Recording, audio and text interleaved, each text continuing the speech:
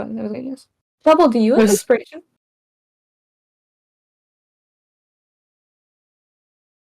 He does. I don't know why he's not saying anything. Good talk, good talk. Mm-hmm.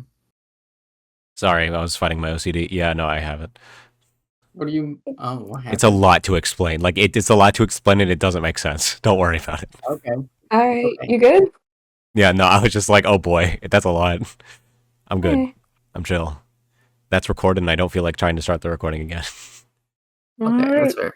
Hey, whoever is watching this in the corners of the internet, we want to hear about all...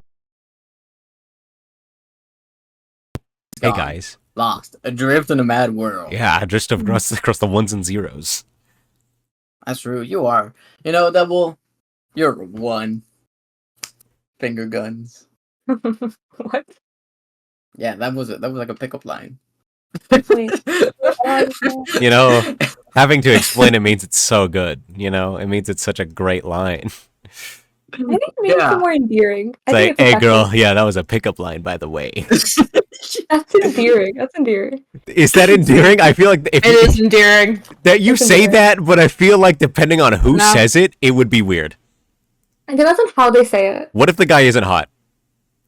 You don't understand. That's how like I flirt. Is I'm like endearingly awkward, and people find that cute. It's just like honest and respectful and kind of awkward. That's fine. It comes off cute. See, that's my secret strat. I confuse the ladies into thinking that my stupidity is actually charm. You're doing what, Rama? Yeah, exactly. I'm confusing the ladies into thinking my stupidity is charm. I'm sorry, was that a plural? Oh man. Yash, am I confusing you?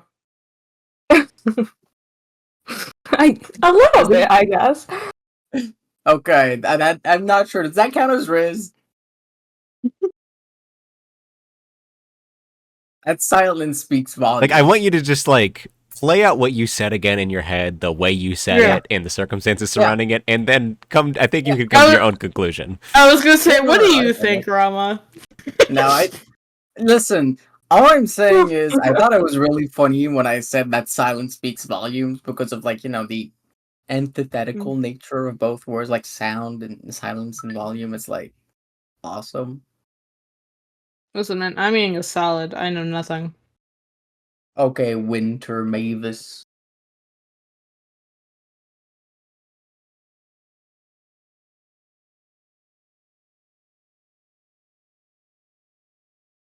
Okay, wait. Are we seriously waiting until 45?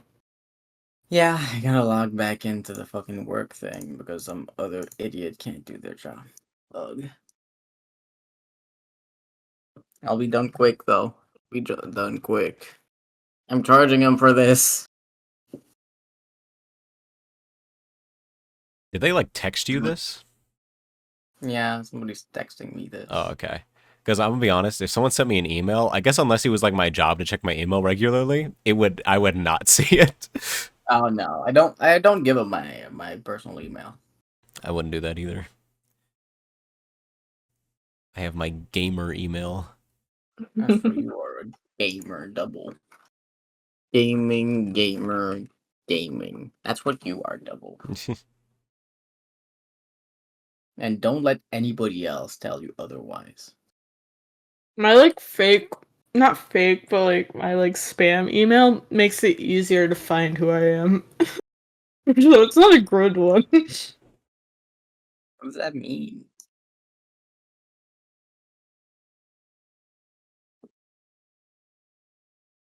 I do my middle name instead of my first name in it. Okay. But my middle name is rarer than my first name. Okay, but like, do you use your middle name? No, that's like the one thing that I have going for me. You are the nameless one. Yeah, That's awesome. Yeah. I also have like nothing. I have 2 things that pop up if you search my name.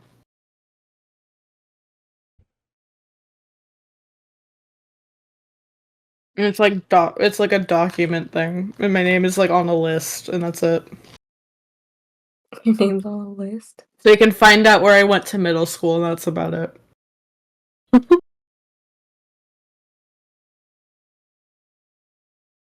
don't see what's wrong with that.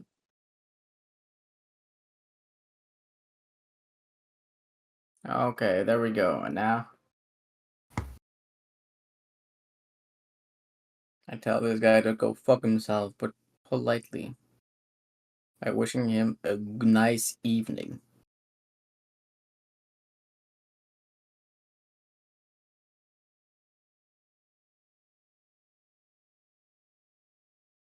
And there we go. Now leave me alone, you fucking leech. Anyways, so who would like to do the recap? I think it was Yash, right? Oh yeah, go for it, Yash. Hit us up with that deep recap. Consider the stakes of this session, right? Make sure the recap is at the same level as this might be. Uh-huh. Mm-hmm.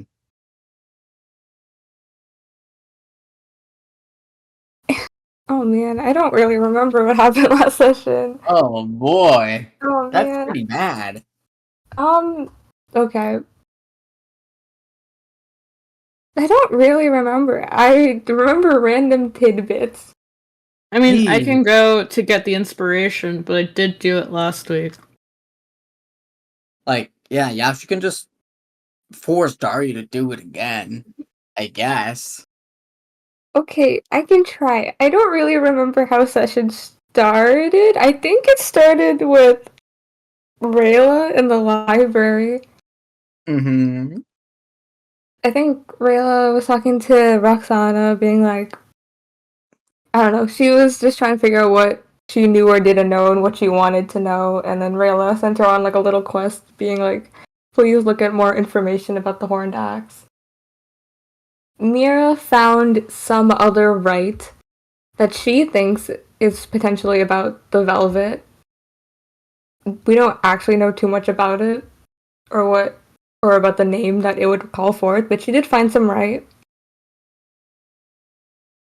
From there, I think Rayla goes back to the house. Andre is there, doing something. I don't remember what. And Mavis at that point is also having a dream where she's like a part of the worms or she is the worms. And it's kind of about like from there she learns that her timer is shorter than she expected. I don't remember how long. Yeah. And then we have I think we chat. I don't remember. Oh. Is there a substance to the discussion, perhaps? Uh, probably. Mm-hmm.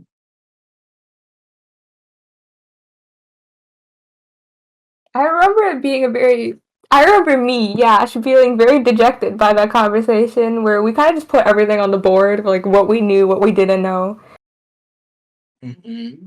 And we essentially concluded that we need to wrap up stuff with Andre, or like with the big worm pretty fast so we can go do Mavis stuff. And then Mira was also like, I think other me's doing things, so we also need to take care of that. So we conclude that Andre's gonna kind of sign the contract, we're gonna do the rite with the true wound. And then afterwards, as soon as that happens, Rayla and Mavis are supposed to go start dealing with her stuff. Probably. Okay. You guys help me. I mean, that's kind of the not the specifics, but the essentials of what happened. Is, we learned things, and then we kind of learned that the only things we really have the capacity to currently do with the time frame we have is have Andre sign the thing. We do that right with the true wound or whatever, and we, also learned we are on a lesser time frame than we thought. Not with this worm thing specifically, but with Mavis's worm thing. And then things with Mira are also moving are currently in motion. As Newton we also says. Went to the Flint at some point. We did talk to him, and he was like, I mean, you could do this one thing you learned I know where one thing is, and it's in Rayla has it. The other one, no idea. Yeah, he's like, the other one can't help you there, and it's like, well, thanks for the help. And then he was like, hey, you guys are pretty sick. Here's some parting words. Also, either me or Andre's gonna come out of there, not both.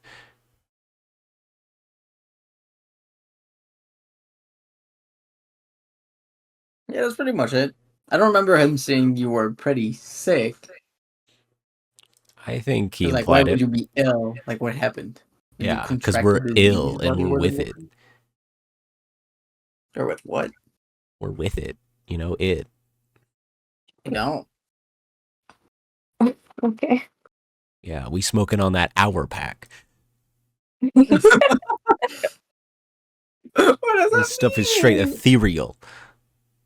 Oh, Got me that's seeing the awesome. mantis. That seems oddly sexual in a way.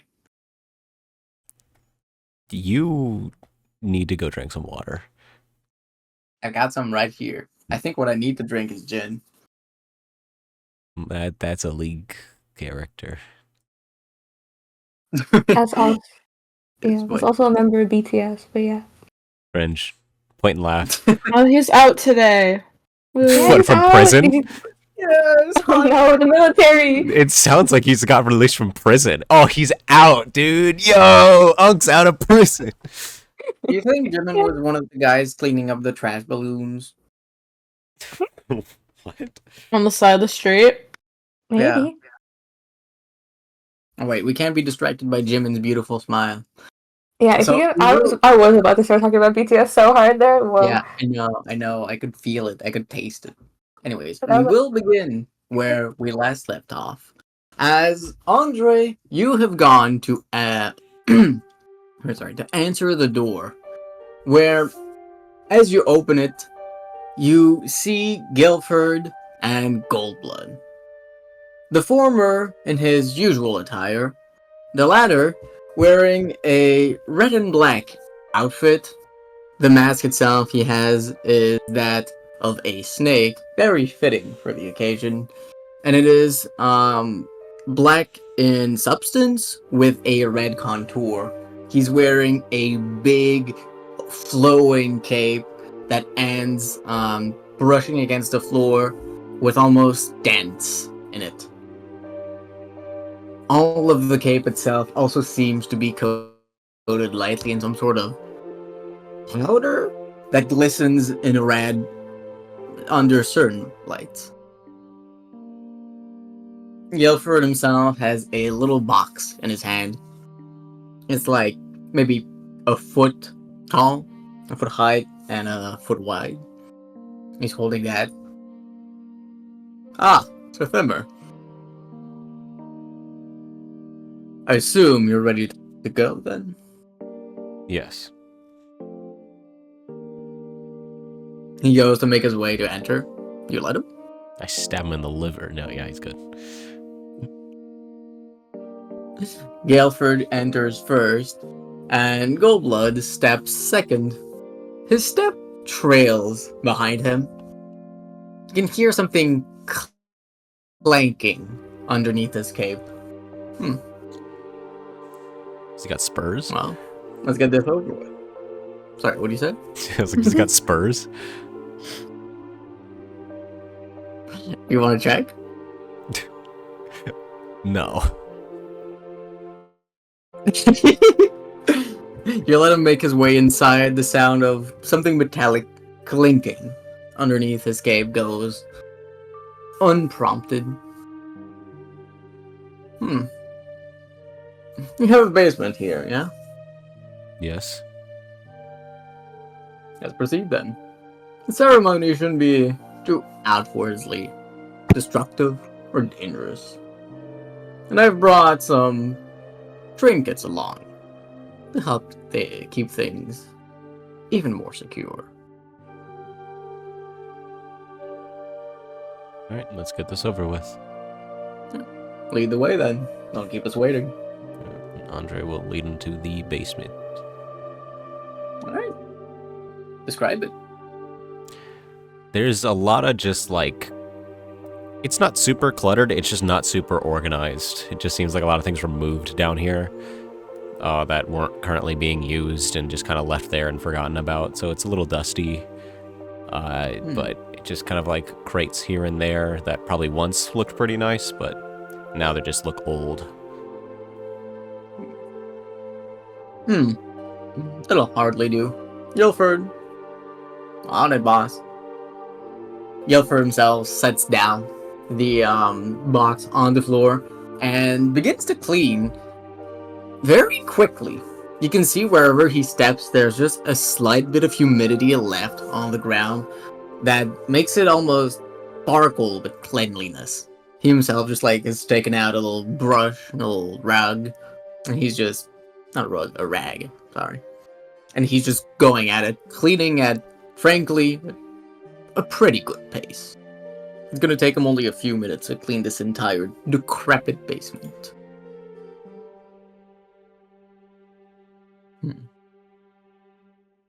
Sybil should be here soon. She was finishing looking into something for you, Huntress.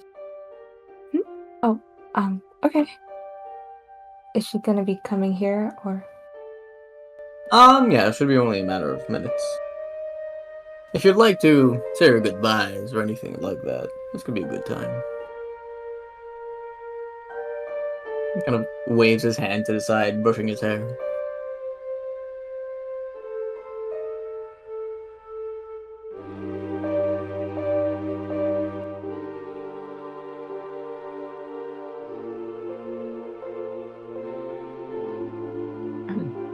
Is he giving us the room, or No, he's just kind of standing there.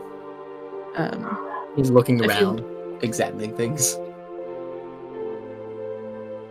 if you could give us space, that would be appreciated. Some privacy. Of course, I'll give you that much. Even for free. And he does, step away, going back up the stairs.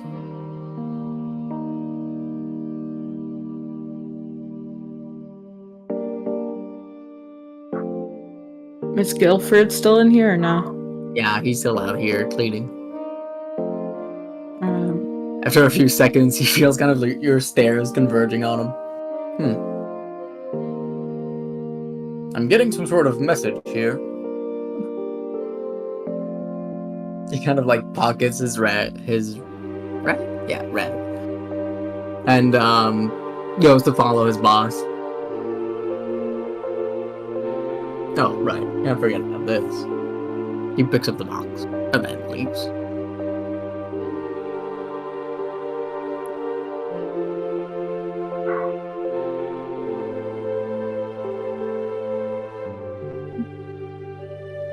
right then. Don't say my name. I don't think I have anything. Everything I think I want to say just feels so inadequate.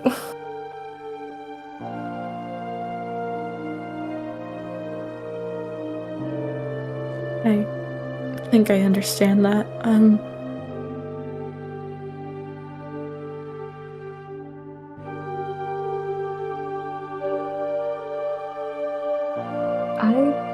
I don't want to make a big deal of this.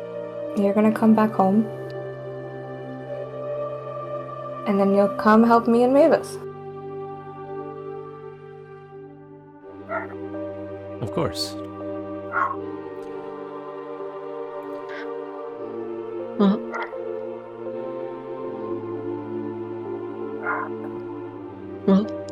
Are we? I'm assuming we can't be in the room for when this is happening. I'm not sure, but for the both of you, thank you for everything. It truly means a lot.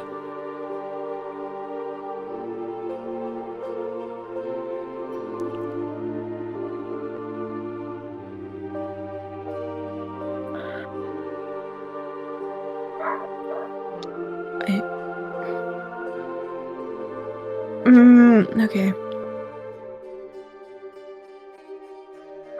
We'll see you again.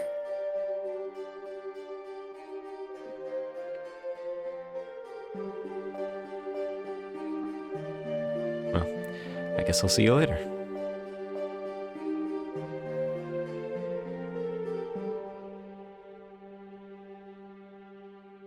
And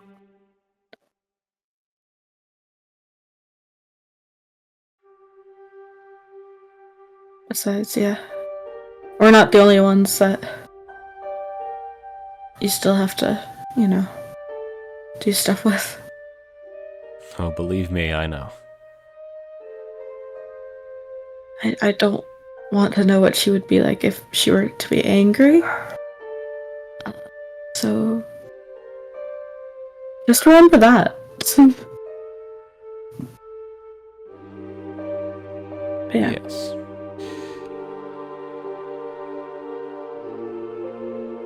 I understand. Yeah, oh, fuck it, and Mavis is gonna go for a hug.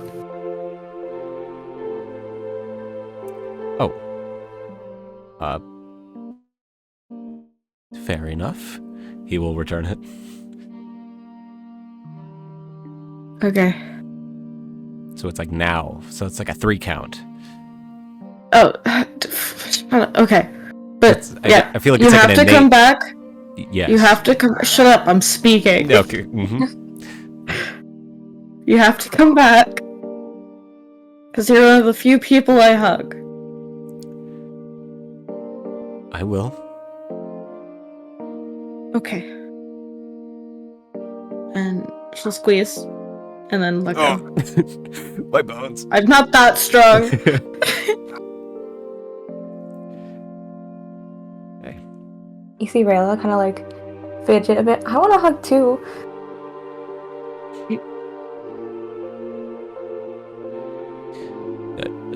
I mean, then get over here. Rayla will give you a hug. And she'll say to you, "Don't lose to the worm." I'm not.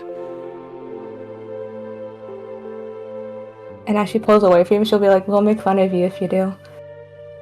I expect as much. There should be at least some grave dancing.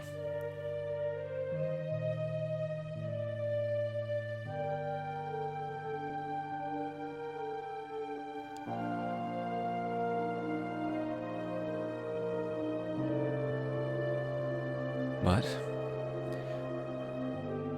that's I'm not really great with words on the spot, so I don't have much else to say.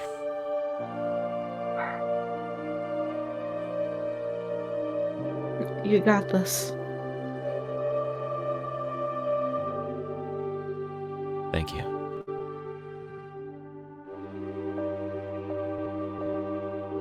Alright, should I go call them back in?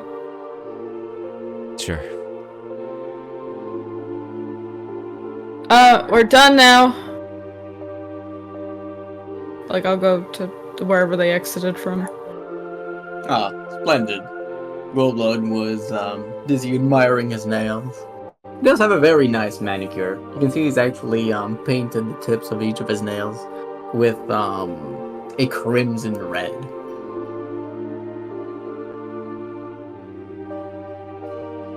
He and Guilford step back in. Ah, and with good timing too. Snake puts a finger to his temple, and then stretches it out into the air.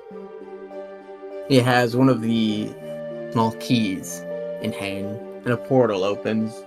Roxana waiting on the other end.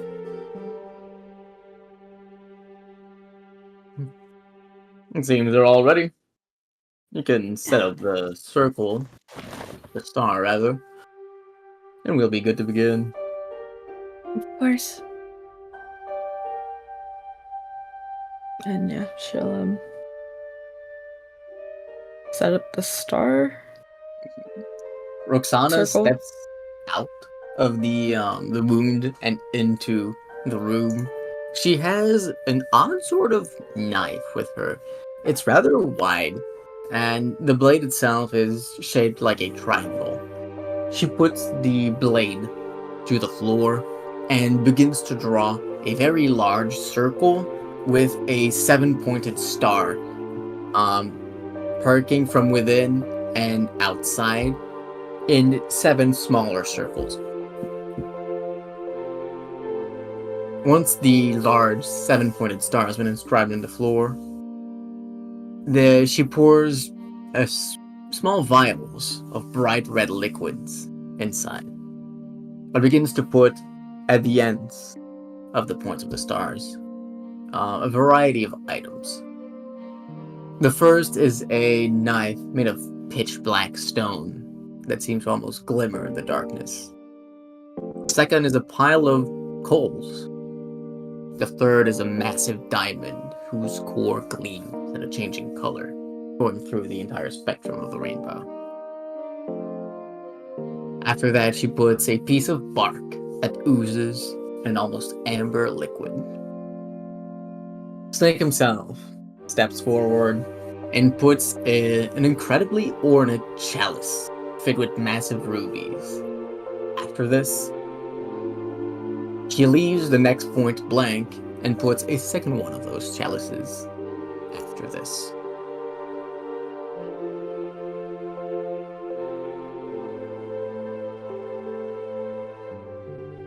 Goldblood turns to you, Rayla. And here is where you can use your wound. Sure, you found a right to use it. Yes, Rusana said as much. Yes, we did. Mavis, do you have it on you? Ew. Have Mavis carry it. That's an interesting decision. It was just, they told me to pick it up. So, should I not be in this plane for this, or? No, you'll be okay. The items we've set about, well, some of them will contain any of the overflowing auras, the same as your wound will. I'm not talking about from with the shard. I'm specifically talking about powering up the false wound. No, as I said, the items we've put forth will take care of any overflowing auras. Can I insight that? Go ahead. Oh shit, that was cocked. That was a 2. So it's a +9, 11. Not 11, +2. No, it was 11. I did math right. Nice. Alright. So with an 11, Goldblood doesn't seem to react outwardly too much with anything besides pure confidence. Yeah. No, as I said, you'll be quite alright. Besides, do you really think if I wanted to kill you, this would be the way I'd go about it?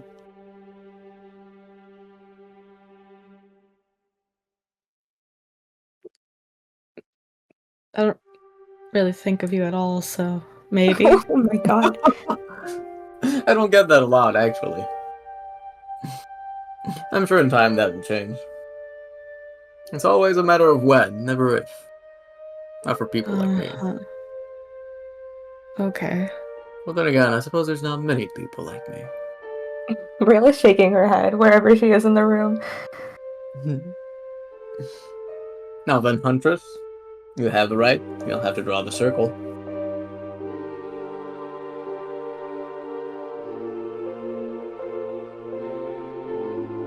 Does Rayla know how to draw the circle from what she learned?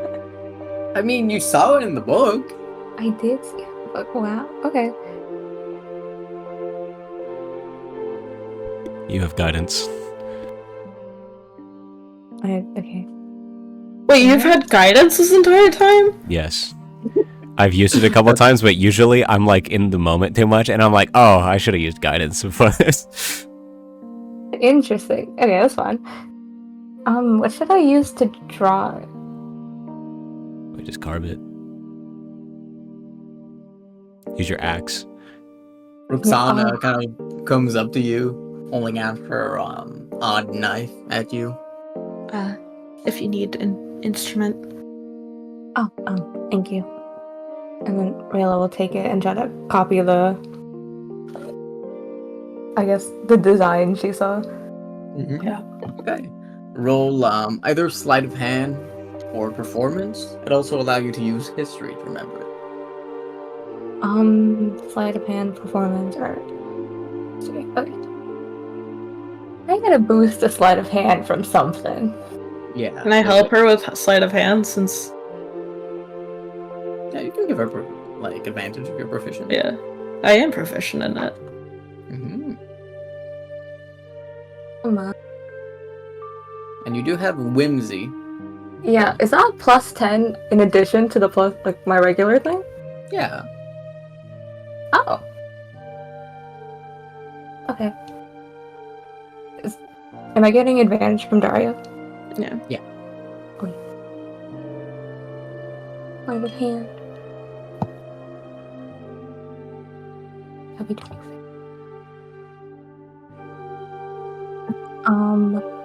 26. A 26. That's what a plus 20? Plus 10. Oh. You can add a d4. Oh, okay, wait. I don't know why the... Okay, whimsy apparently gives you plus 15. I don't know why. That's not what it's supposed to do. So, okay, so you get a plus... Plus what now? Okay, you get a plus 15, like, total, with a d4. So you said your total was? I said, I rolled I got something. I added my 5, I got 16, and then I added my 10, I got 26. Okay, 26. And then With a 26, your hand flows quickly against the ground, sketching the circle with ease, as though you've practiced it before, when you really haven't. Small bits of shadows leak from your hand as you do, and trail into the circle. They disappear after a moment, seemingly pulled in or attracted towards Goldblood.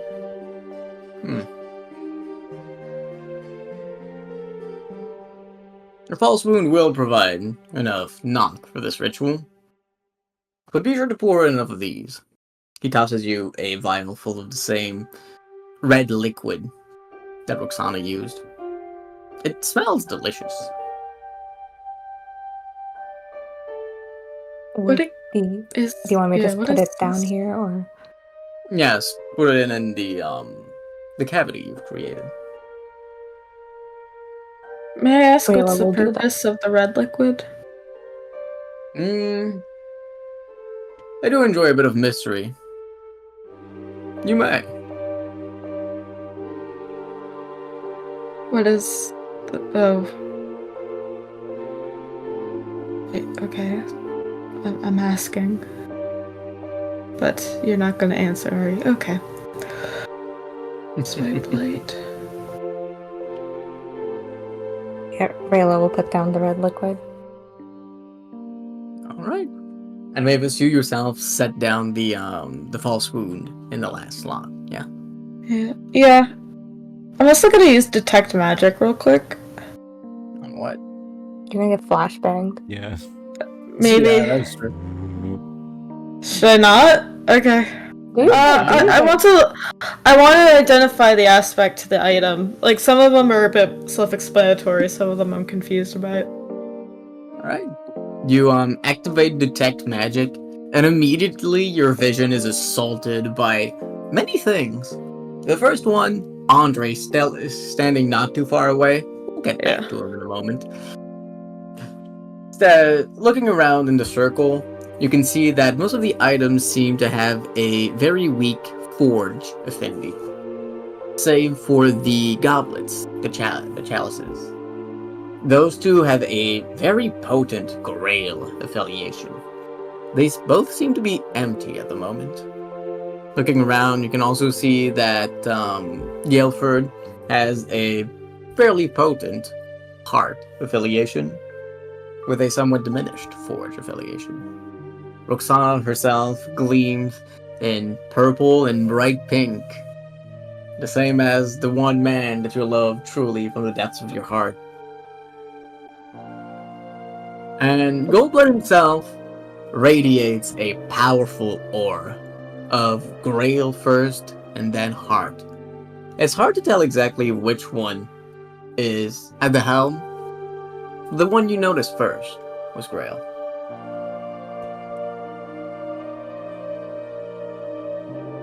Now going back to the beginning, you are absolutely blinded. Make a con save as you bear witness to the flint and a false wound, both of which blind you. 16. Incredible pain. Wait, 16 or 17? 16. 16 does not pass. Yeah, I figured. You're blinded for a minute, and your eyes hurt so much that even with your unusual resistance to pain, you want to claw them out, throw them on the ground, and push them as far away as you possibly can from yourself.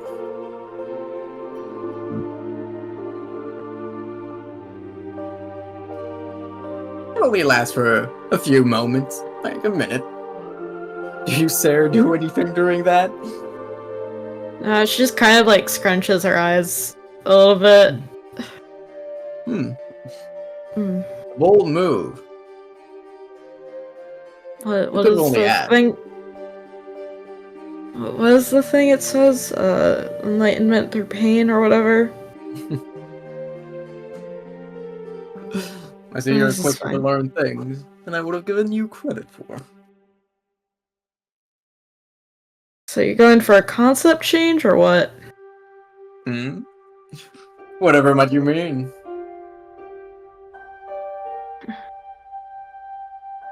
I'm just gonna look at him up and down real quick.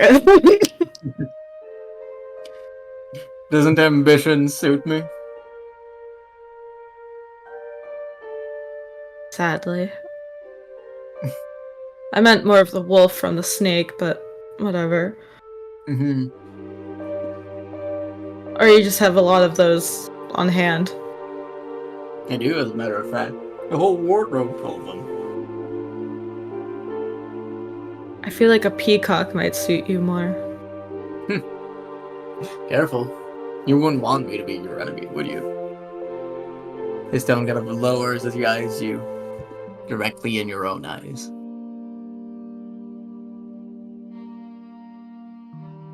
Anyhow, we're not here for idle threats. If we're all quite ready, Andre, you can step inside of the circle.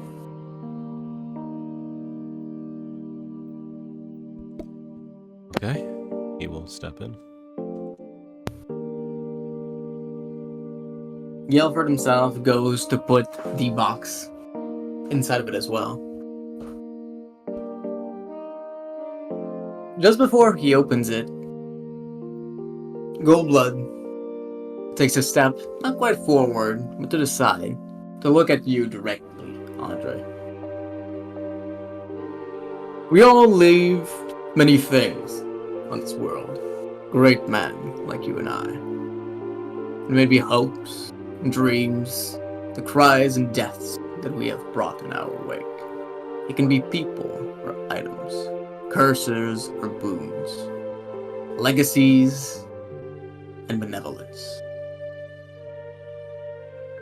For many, it's families. That's a truth among anyone of any import. When they go, things are left behind. Yes, even for Darapsha. Tell me, Andre Timur, when you will have gone, what will you leave behind?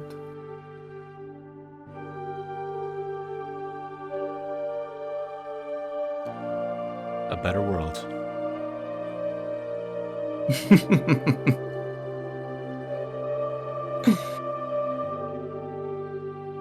Very well.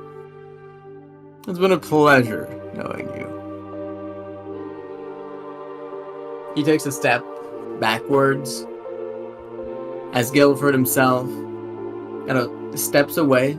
You can see a flicker of magic going from his hand and opening the box. As he does, ahead of you, you see a somewhat familiar figure. Kana.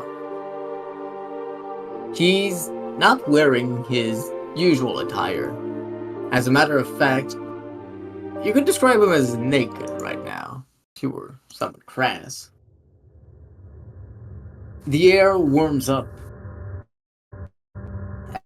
as the box is opened and subsequently disappears amongst his being.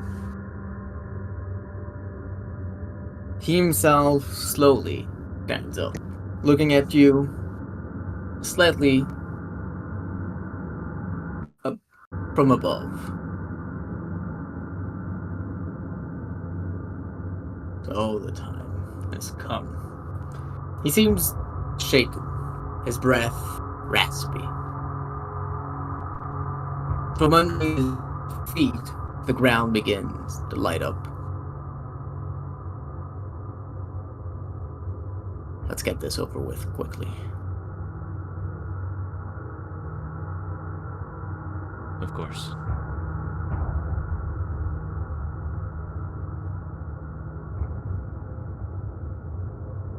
Goldblood motions at you, Rayla, and you, Mavis, to each take places at 2 of the points of the stars. For you, Mavis, it's one of the chalices, the one to the left of the false wound. For you, Rayla, it's at the end of the one holding the black knife. Guilford himself takes place in front of a massive diamond, while Roxana herself is in front of a piece of bark. Goldblood himself takes place at the end of the first chalice.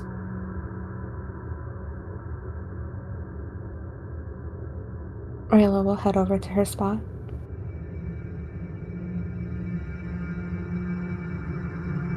So will Mavis. See? I got a bad feeling, guys.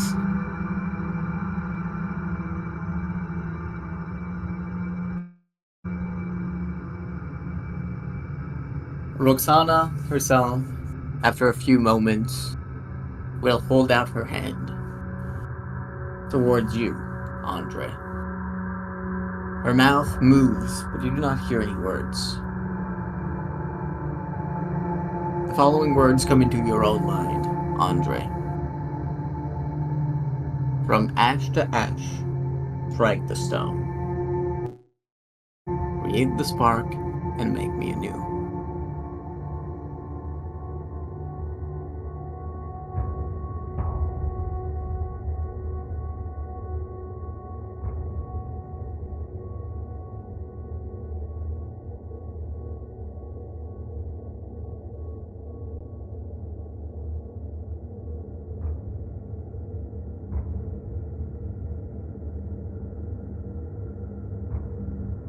Do you say or do anything?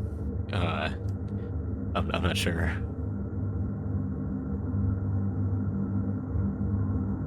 Roxana kind of looks at you with a quizzical look. She moves her hand slightly to face Kay now.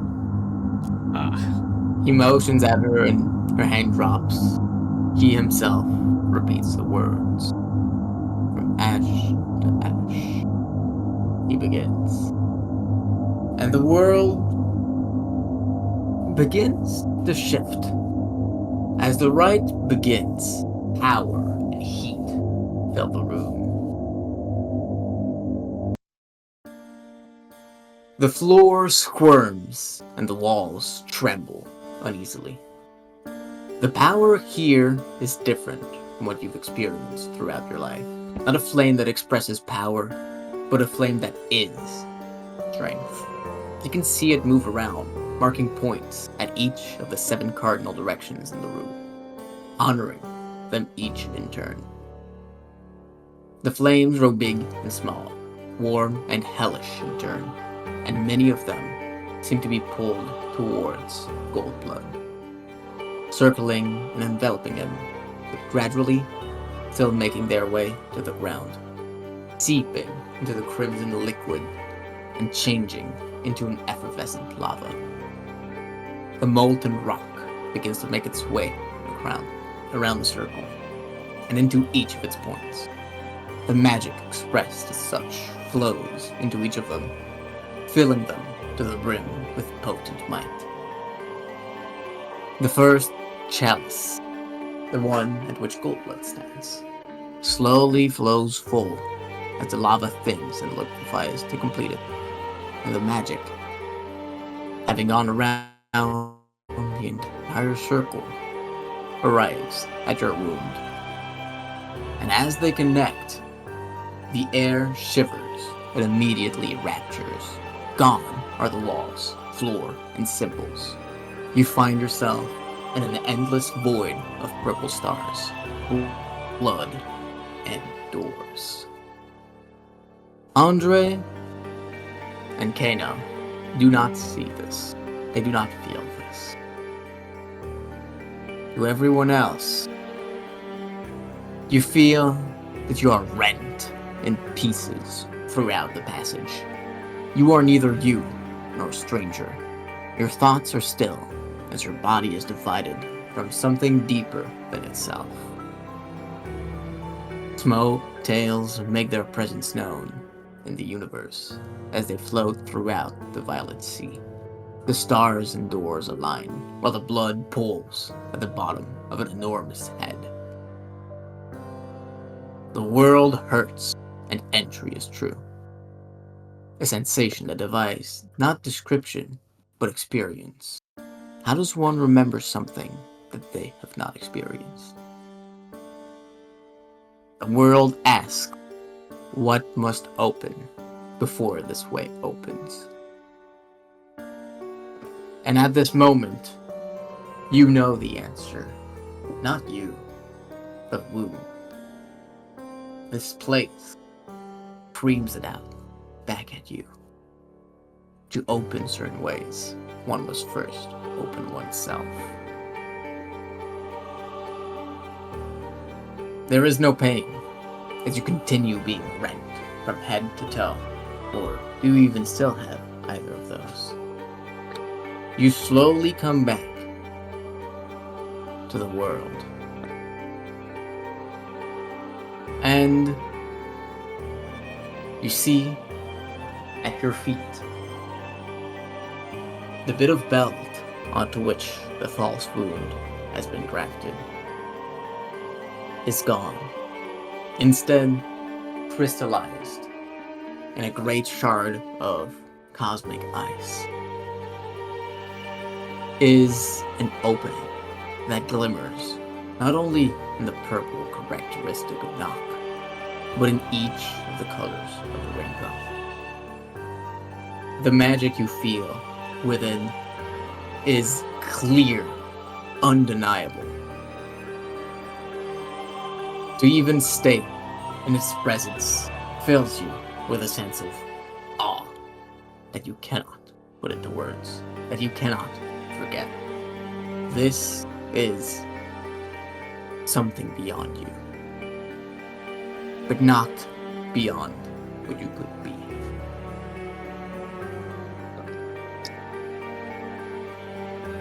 As for Andre, you yourself find yourself in a very different scenario.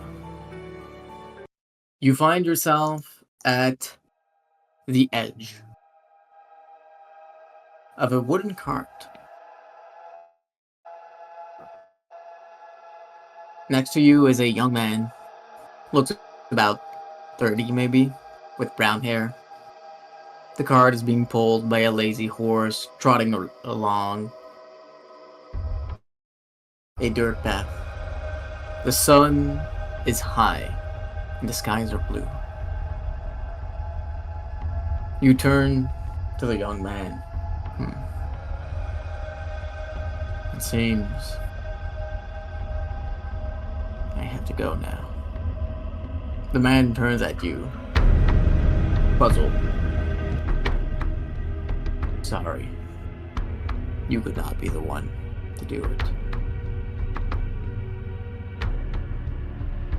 The man's eyes flash with deep intellect, and he quickly seems to realize what is happening.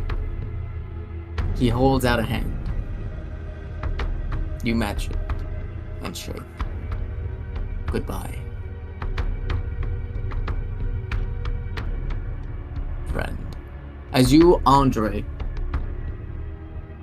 take in Kano, the third piece of the flint, its arms. You feel yourself surging with power. Not only powers of destruction and remaking, as you've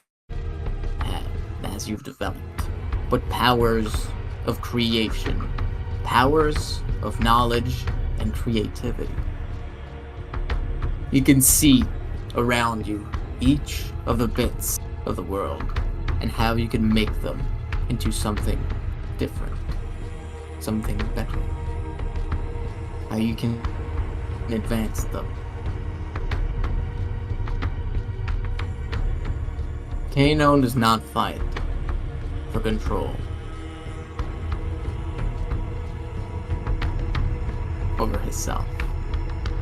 And the saving throw, or rather the contested check you would normally have to make, you automatically win.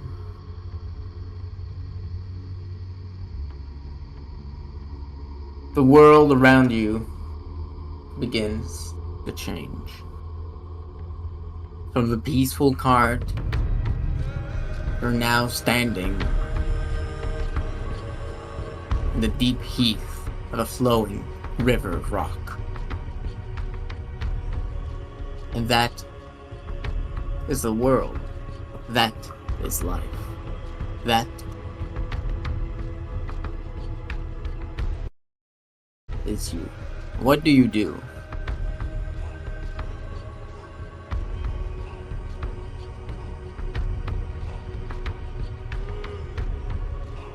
He will collect himself and approach the river.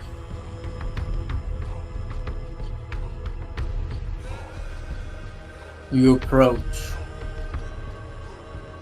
the river. That river is what you can be, what you could be, or is it what you already are? Is the fact that you're approaching it, that you aren't part of it, your rejection of that assertion. No, you are it. It is you. The thoughts seem to conflict in your mind. Like there is something else speaking there. Sensation different from the flint. It's hard to tell exactly which thought is your own.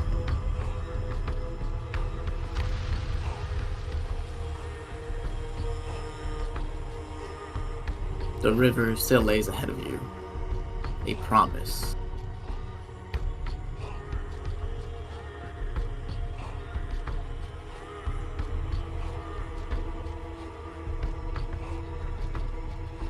He's going to reach a hand out toward it, and see if this is life or if this is the world. He wants to see if he can manipulate it. You reach out towards it, and as you make contact with it, as you become it, you feel like a drop of water in a river, taken through the stream,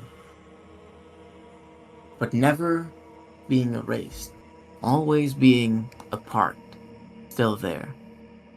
This is not life.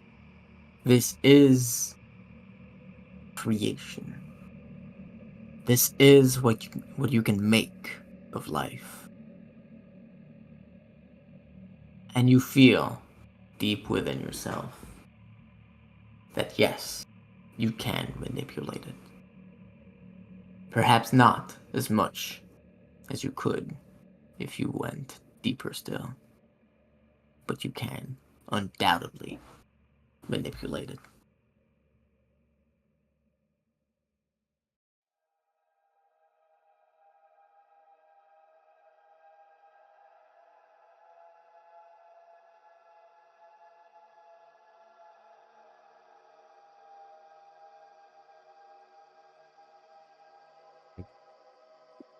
guess once he's gone inside of it...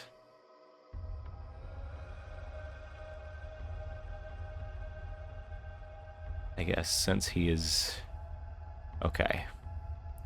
My thought process is, now that he has become part of it, he's broken himself down to be part of it, and he wants to see what happens if he tries to reshape himself out of that from what pieces may remain.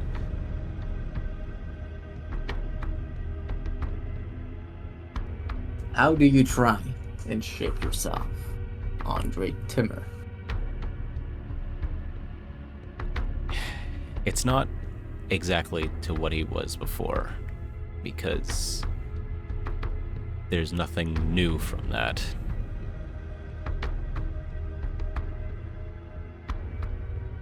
So I guess he wants to kind of reshape himself with what he might know of what he looked like, and taking pieces of this creation with him. So it's part of him, something he can bring with him.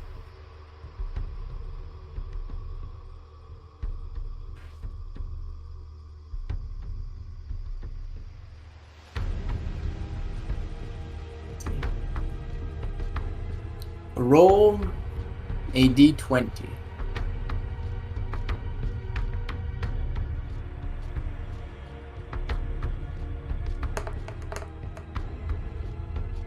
$17. Let's see. As you do so, as you attempt to do so, you find an ease, a natural gift for it. And you take along with you a great bit of creation, a great bit of you.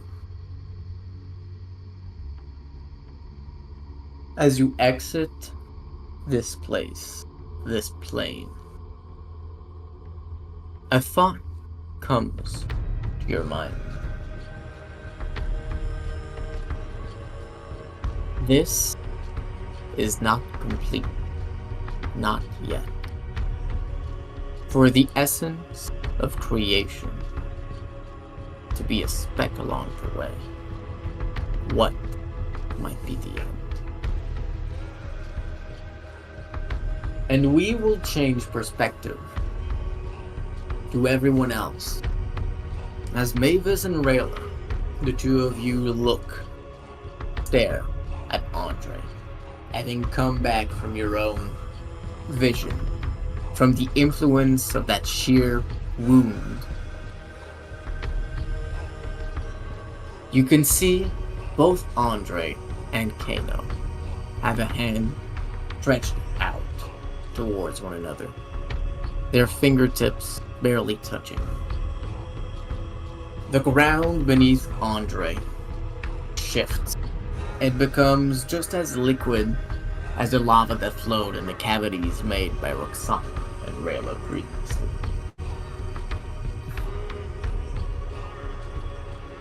He grows slightly. His figure changes. It is no less soft, it is no less kind, but it is more powerful. You can see flames burning deep all along its body, all along the tattoos. They burn bright and they remake them. The tattoos change. They become like streak running through his body.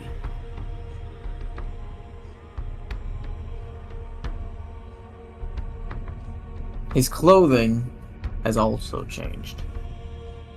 From his usual outfit, now sprouts a great cape that reaches almost to the floor.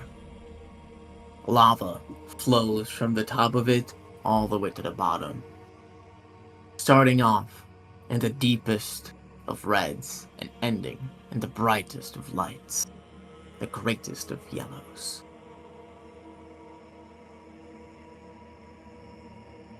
As he opens his eyes, the heat in the room grows dramatically. if you were to stand here for too long a time, you would die. That is certain to you. The heat is not meant for mortals.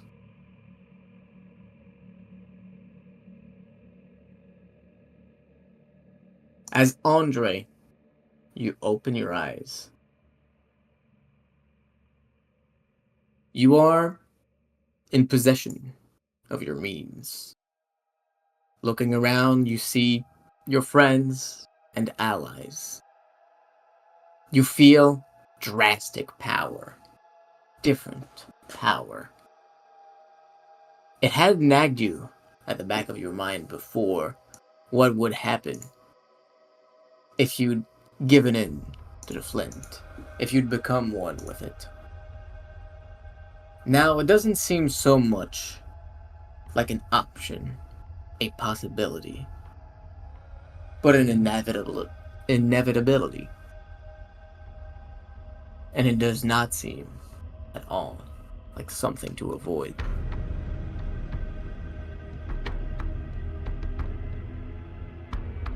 You gain the World Shaper feature.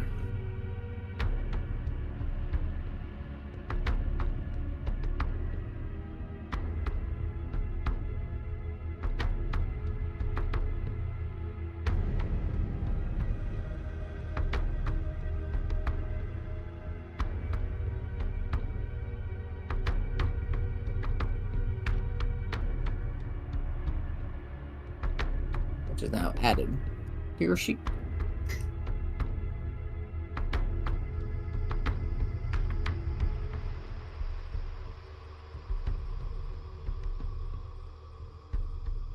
Oh. Oh. Do you say or do anything? I think first off, just remembering that Kano was still someone who thought independently. This is another person, at least to Andre, was another life. I think tears would fall down his face.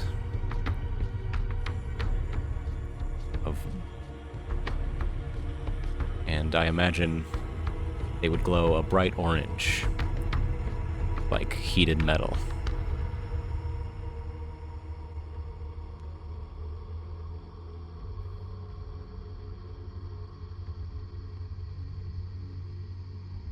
But he would collect his resolve and steady himself.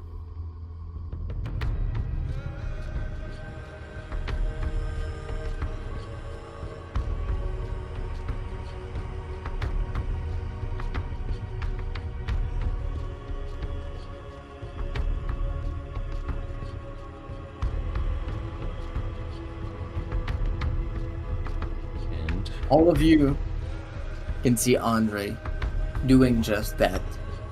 The air around him is clearly different than the one he exuded before. While before, yes, he had determination. Now he exudes an aura. Not only of that selfless determination, of that confidence, but an authority backed by strength.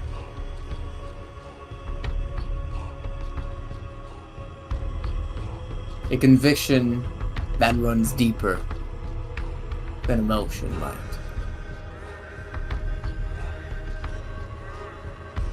Do any of you say or do anything?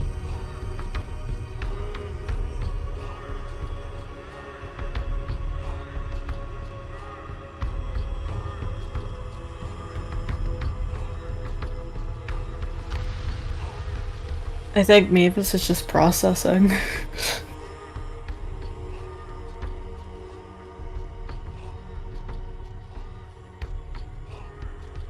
What about Rayla? Brayla probably wouldn't do anything, but she would just kind of keep her eyes on Andre. Just to see if he would do anything. Let's see. The air around the room slowly begins to grow cold once more. Andre, you can feel your, not energy, but your influence being sapped away. Slowly being sucked into gold blood. Do you try and fight it? Yes.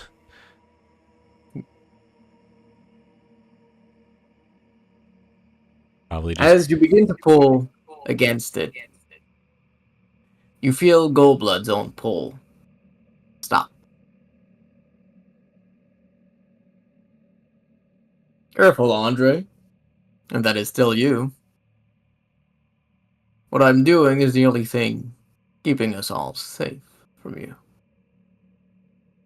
Immediately, just before Goldblood says this, the heat in the room flares.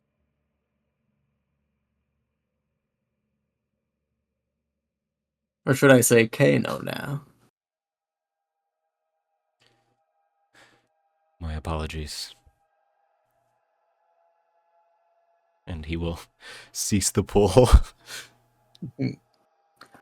Goldblood will begin again his sapping away at you, his devouring.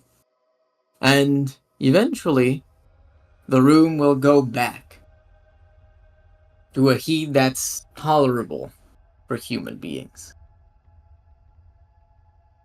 You can see around you that each of the objects have been imbued, and Mavis, the goblet at your feet, isn't even filled to the third.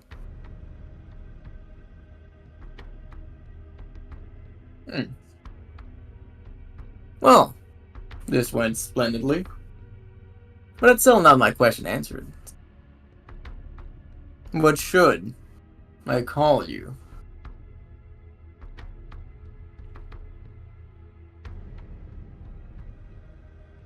Same as always. I am Andre.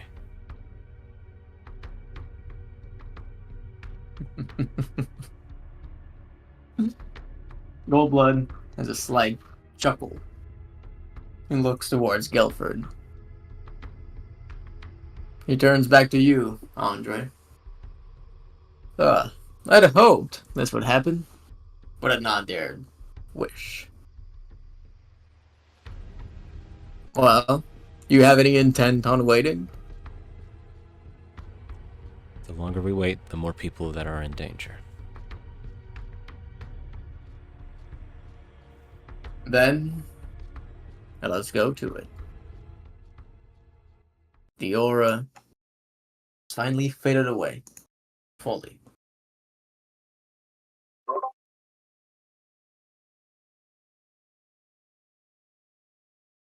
And Goldblood breaks away from the circle.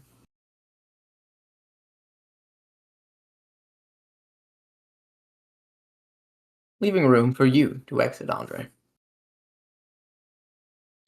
Andre will look at the other two just to be like, you know, that whole right thing, but he won't say it out loud.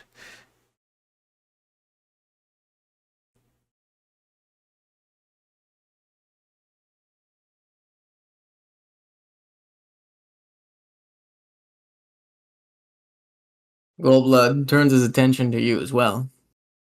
Well, you went through all this to evolve your false wound.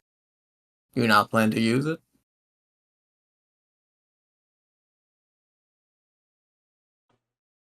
Andre will look to the other two for an answer.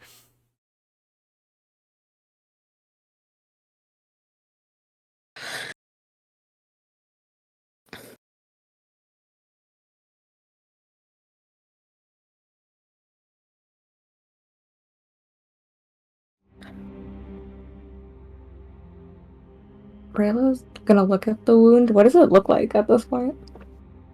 It's a great crystallized shard, like it's been coated by cosmic ice, about 3 feet in length, a foot in depth. Inside of it is a wound you saw. But it is wholly different, both in influence, appearance, and clearly in potency. Inside of it, the wound gleams in each of the colors of the rainbow. Even being near it, it is hard to resist its pull, even while it is contained by this ice. The power that lays within is evident and undeniable, no matter to whom.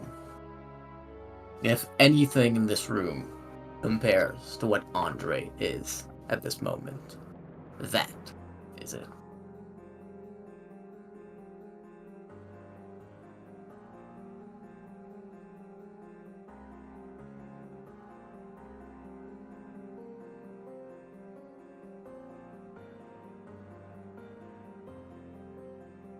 Rayla's gonna go towards the wound and turn to Sybil. Is this enough to perform the actual rite?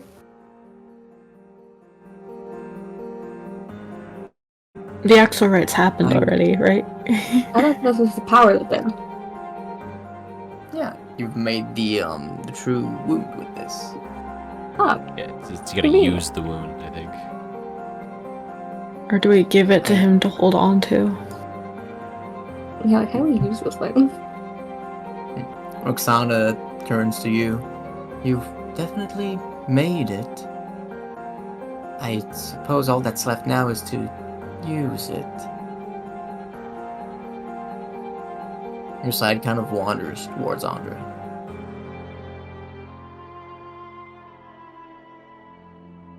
Should I be the one?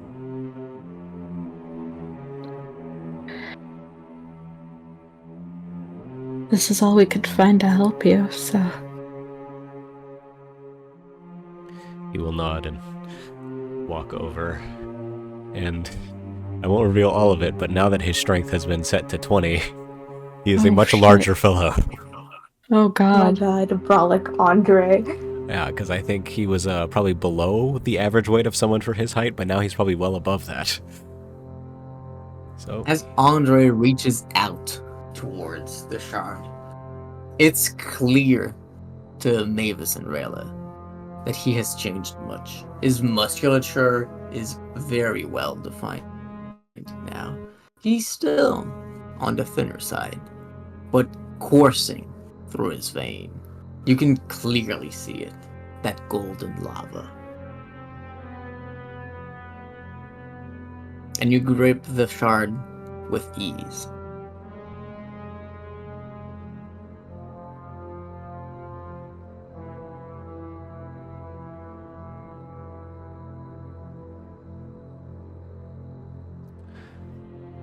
I guess he'll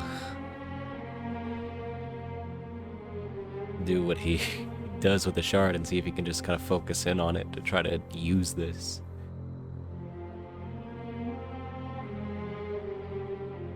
As you begin to focus on it, you feel it. Yes, you can. Such a potent manifestation of Knock. You can use this for many things. This is the greatest portal. This is the greatest wound. If you had to summon forth an influence, to open up a portal, no matter what, this would work. No matter how much any rite would ask of any Knock, this would provide it. If this were unleashed right now, you could easily take care of everyone else in the room. Perhaps save for Goldblood and his mysterious hole.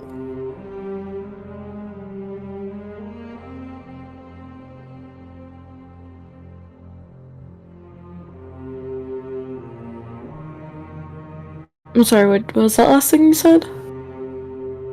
Perhaps safe for Goldblood and his mysterious pole.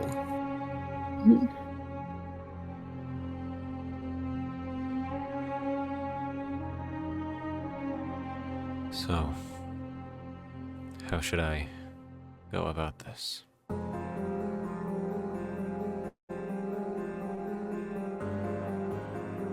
Personally, I'd greatly appreciate if you didn't murder all of us by unleashing that wound here. Perhaps do that once you're facing off against that worm, yes? I understand.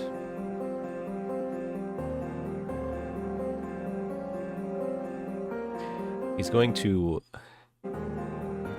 Since he walked back down the stairs a bit, he's going to look at Mavis and Rayla, and he's going to give a smile. And then he will turn, and then go up the stairs.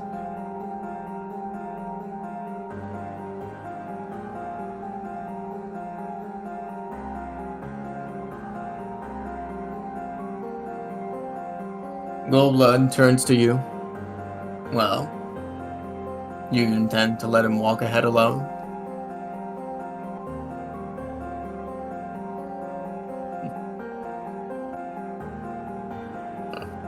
Rayla will just also follow Andre, I guess.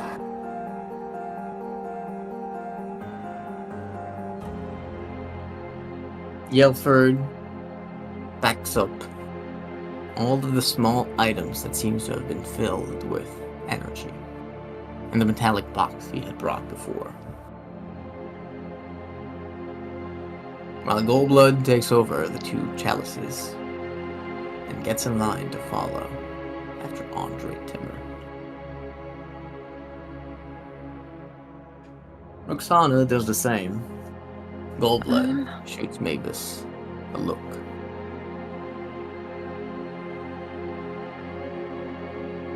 But wait, Rayla's still there? Or is Rayla following? Sorry. I don't know when to go after. Well, she would be trying to leave the room.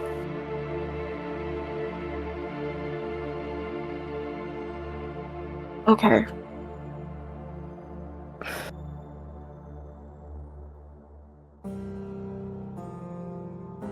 Yeah, I'll leave the room. See? Mm,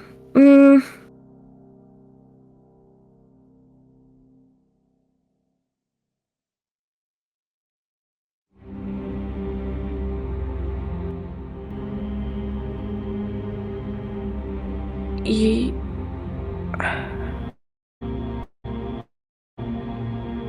I can memorize the runes, right? The carvings in the ground? Yeah, easily.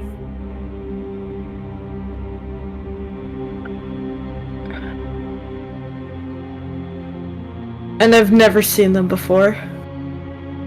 The runes that Rayla has carved are somewhat reminiscent of the runes that you saw, creating the teleportation circle.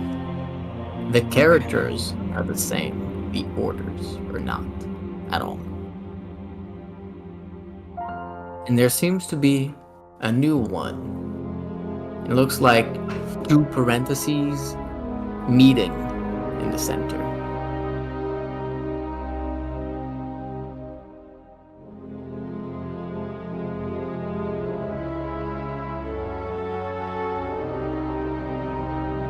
And those chalices were picked up? Yes, Goldblood picked up both of them and put them back in his cape, where he seems to have taken them out. Was there anything else of interest on the brief flash of cape I saw? Not really. What might have drawn your attention, I suppose? Actually, roll investigation. Either that or perception, whichever one.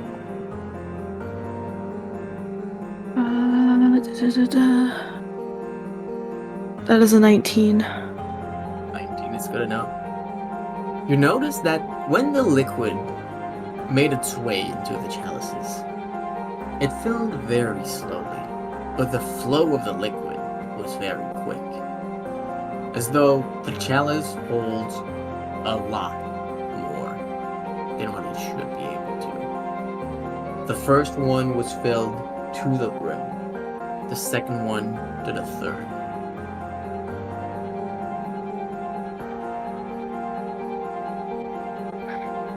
Okay.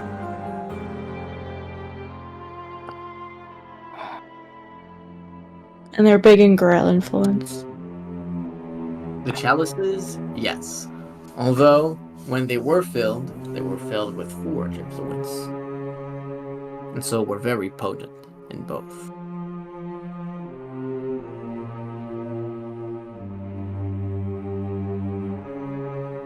And wait, what's it exactly look like they're being filled with? They kind of look like, a mix between lava and orange juice, I suppose. Okay.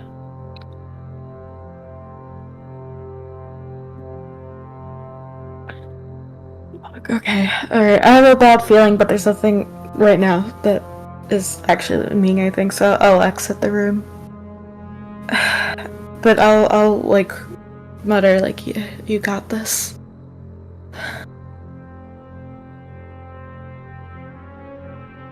You go to exit the room.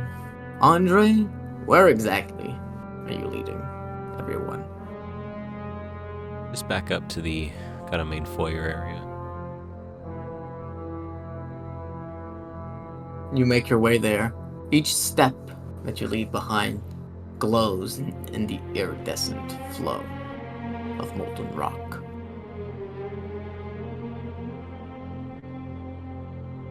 As you arrive near the foyer, it lights up, burning in a cozy flame.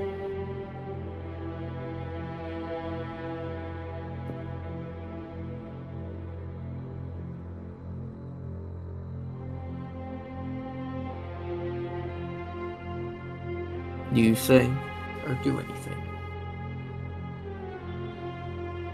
He will hold up a hand. He's moving very slowly, like very gentle, almost like trying to not break anything.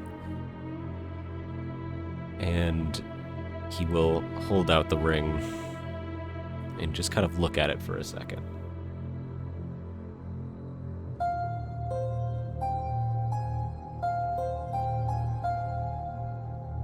And then he will say the words to activate the library.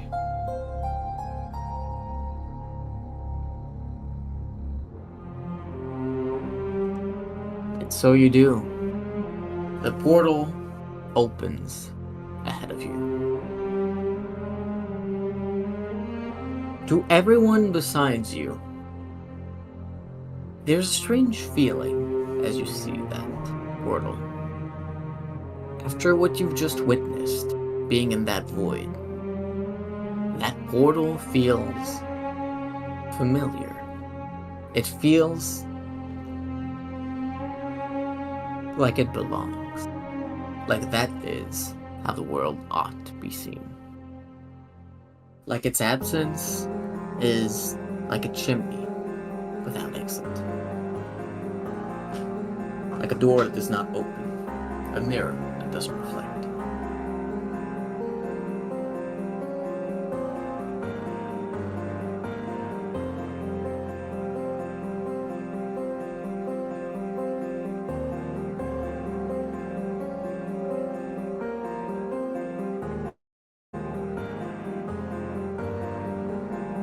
Does anybody say or do anything?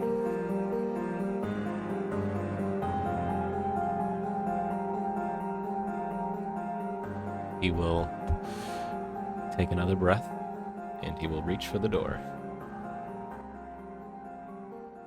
Reach for the door, opening it. Inside you see the library, just the same as you had last seen it.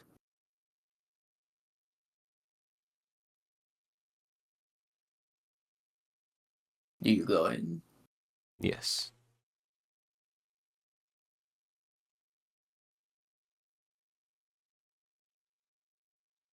You go in.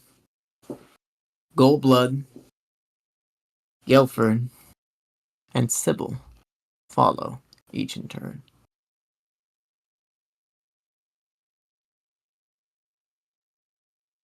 You can see Goldblood toying with a little bag he has at his waist.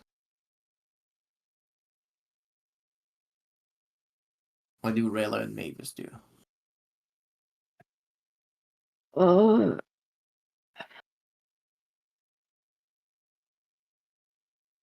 The bag got anything glowing? No, you can hear the light jingle of something metallic. Mm-hmm.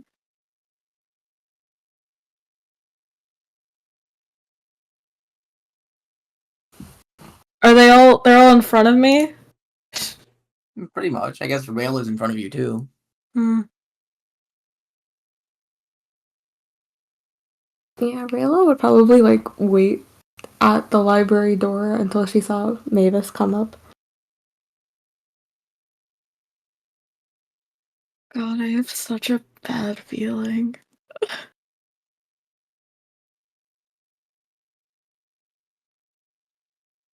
Hmm.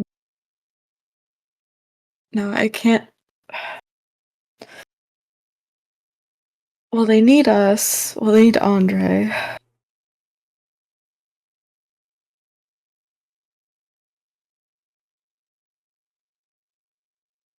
I can't pickpocket him.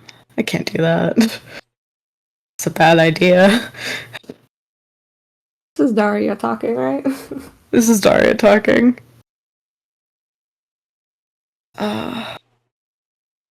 What are you worried about? Whatever's in this middle thing.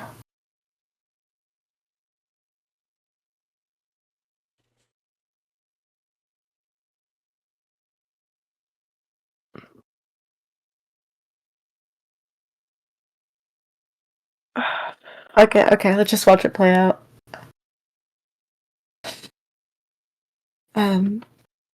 Again, is this something I should be in the room for, or... Goldblood turns to you. I promise there's nothing in here that could harm you.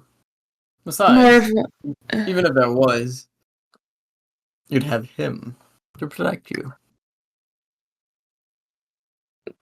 I just meant more in keeping me away from the worm homunculus. Hardly. Okay. If Andre fails, there's gonna be nowhere far enough for you to run anyways. Well, you know how to make a girl feel good. Okay. More than you think. Yeah, I was gonna. Ah, Ew. ew, kill him. Mavis visibly looks disgusted.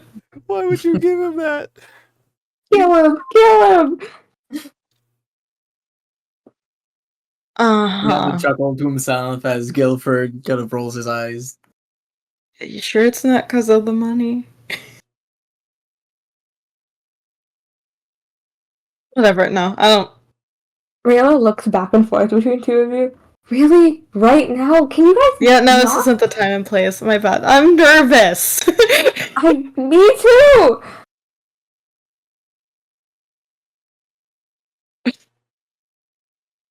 And Rayla's gonna go into the library.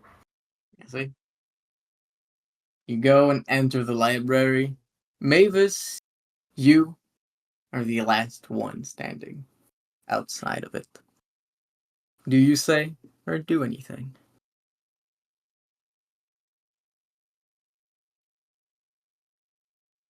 If there's anything out there to indicate that this is a bad, like, I need to cause a problem, speak now or forever hold your peace.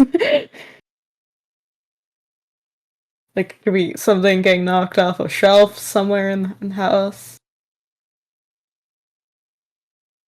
I'm gonna pause. Keeping an ear out or my eyes out, and if I see nothing, I'll enter. Or see or hear nothing, I'll enter. Then I have one question to all of you. Are you sure about this? Okay. Always.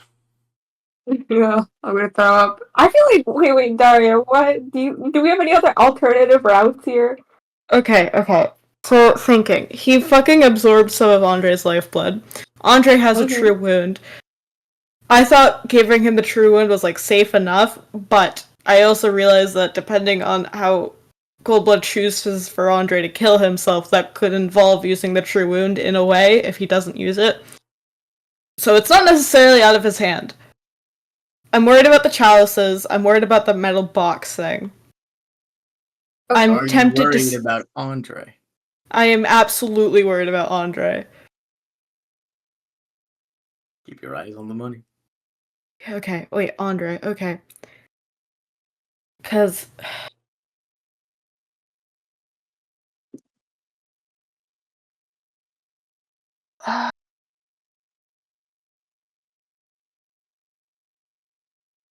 We got the "Are you sure you want to do this? This could be Alma fucking with us," but I feel like that's like the golden rule.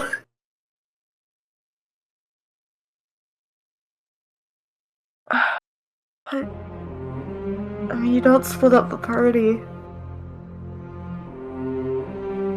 There's nothing you can do, though. You've already come so far. Can't split up the party then.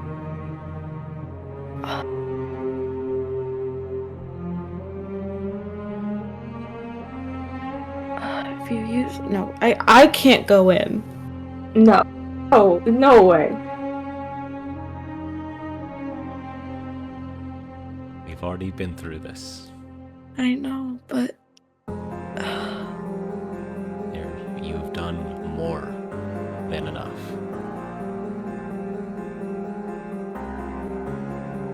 okay, hold on.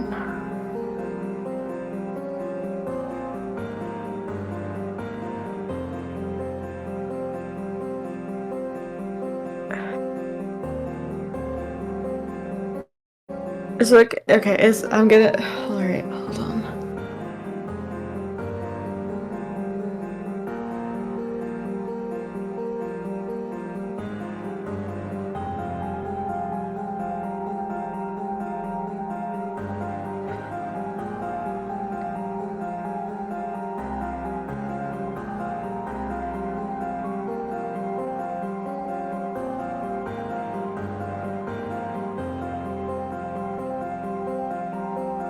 Fuck.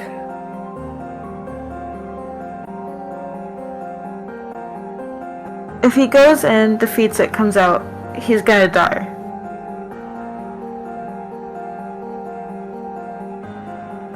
Or the contract. If he doesn't, go in. Do you think there's anything you can tell Andre Timmer so that he does not enter?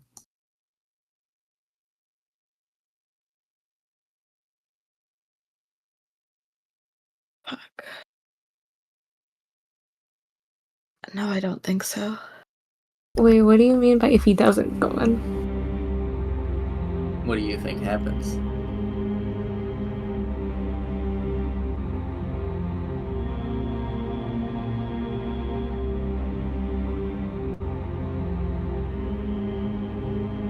If he doesn't go in,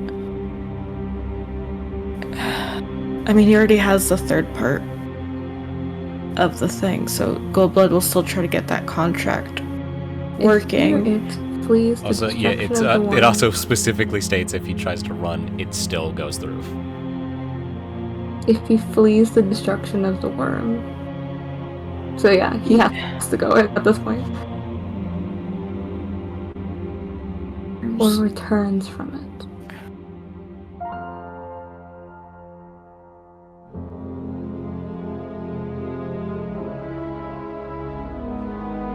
Rub it. If he or it either flees from the destruction or returns from it, will be bound from it.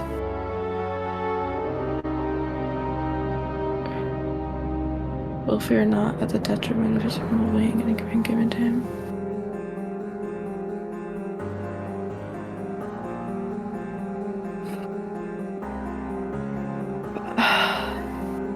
I don't think we can convince him not to do it. And even if we try to do the thing of Goldblood needs you to do it more than anything, don't think he'd even argue for that, because morality.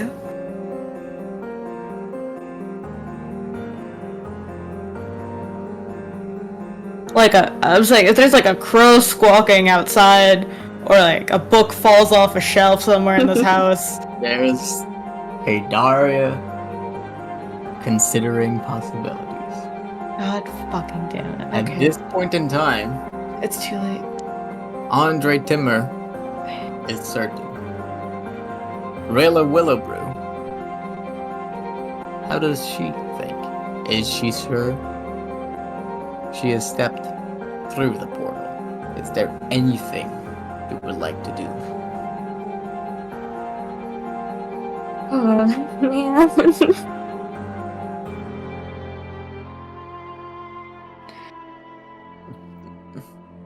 Fuck it, we ball. I walk in.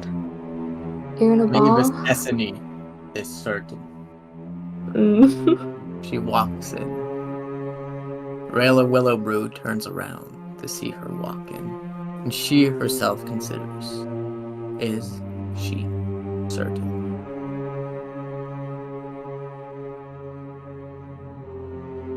What can I do?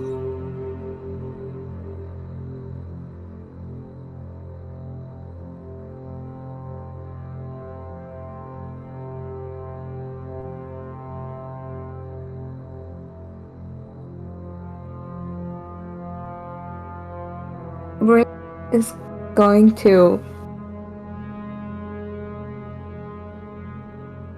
She is gonna approach Andre.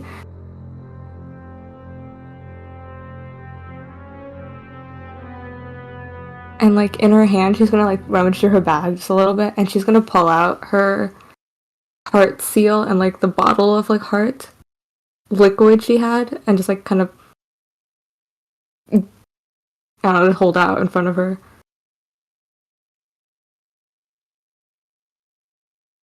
Right. Thank you.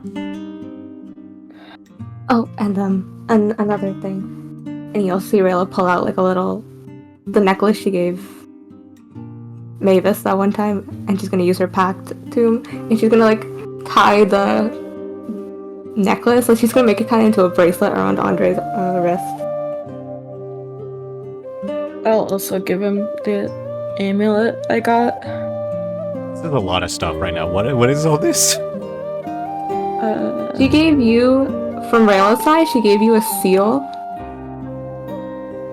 Okay, that's a seal. and she also gave you like a little like the bottle of like heart.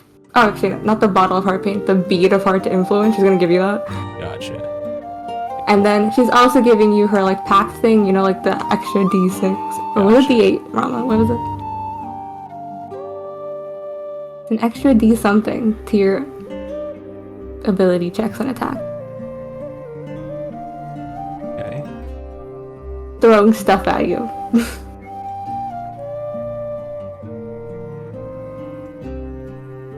And I gave you the seal in case somehow you magically come up with an idea of sealing the worm instead of killing it.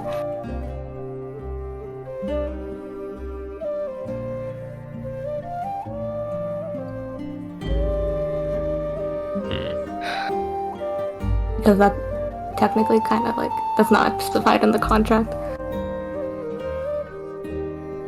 Alright. Once you hand him the heart liquid, he is going to use the World Shaper feat, and he will hold out his shield in the vial.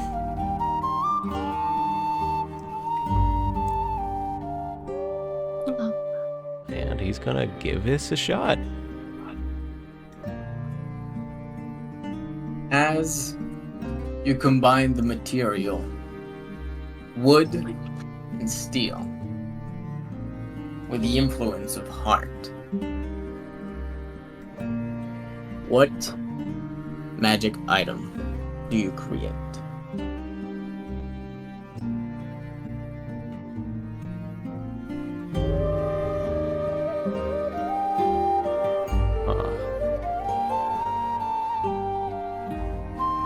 Heart is the domain of preservation, union, unceasing protection. The shield may protect. It may sustain.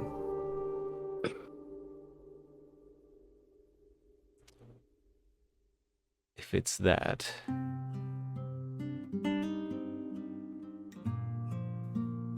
that makes me think of essentially an automated shield that hovers around him.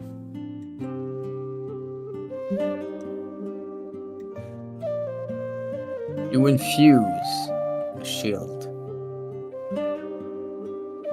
The restless influence of heart. The shield will not stop. It will not cease. And it will protect.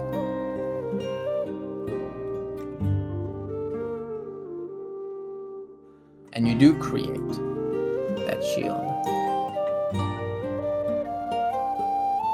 The exact magic item, I will put the description soon. Okay. And what was the amulet that... It's just a spell storing. It has Oh, okay. polymorph in it. It's not much, but maybe you can change them. I don't know. Alright.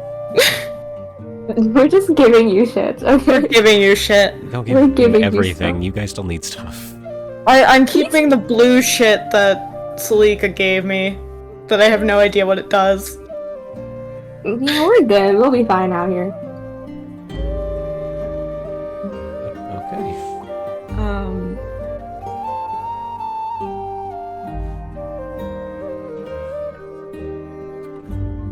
Andre, here is the shield you have created.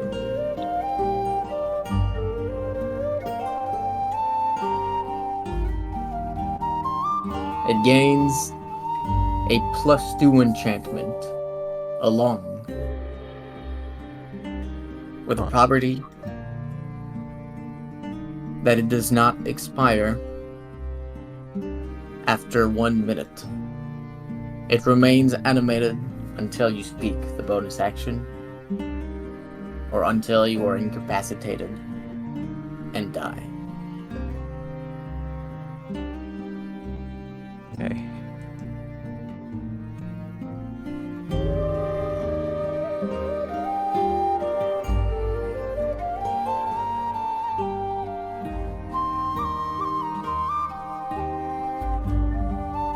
Don't let your soul move on.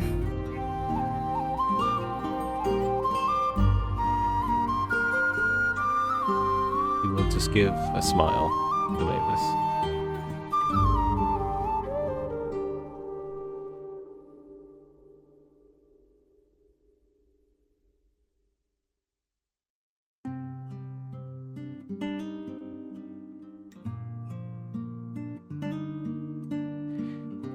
He will clutch the gifts that he was just given and face the apparatus once again. Actually...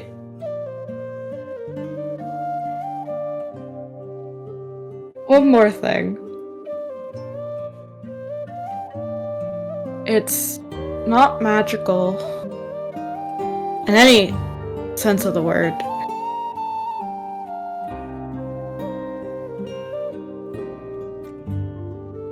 I don't know if it's gonna do anything, but she slips him a key to the first inn that they all stayed in together when they first started this trip and this journey.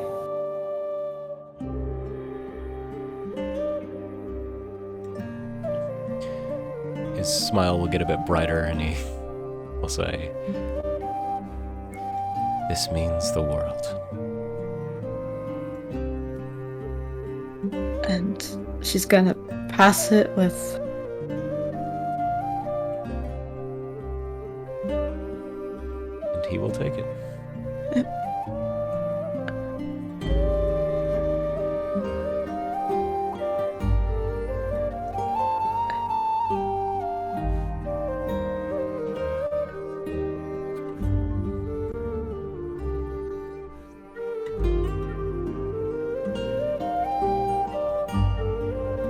It's for room 113, by the way.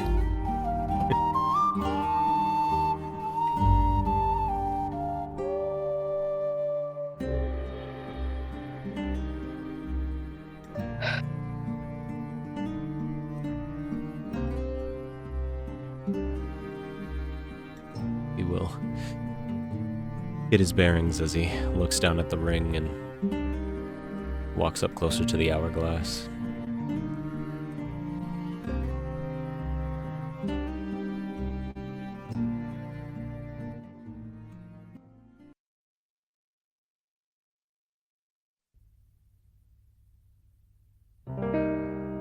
You two are the best.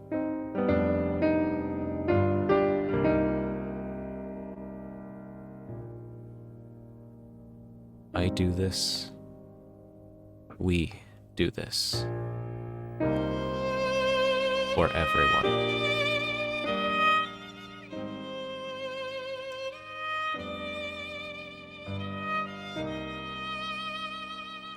And he will reach down, and he will connect the ring with the apparatus. As you go to reach down, you begin to hear the portal behind you close.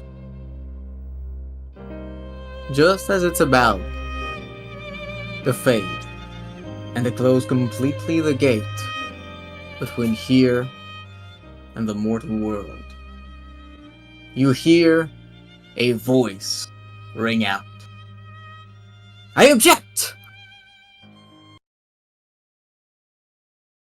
You can hear the sound of steps, high heels clanking on wood, far away. Well, relatively far away.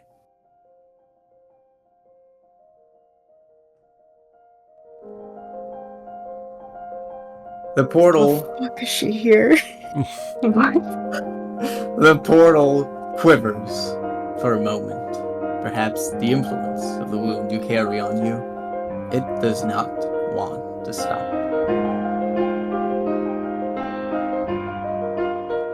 After a few seconds, you can see a figure come into view. With proud back and a resolute stance. In front of you, Andre Timmer, lies Bethrina Drusilia Moonwhisper.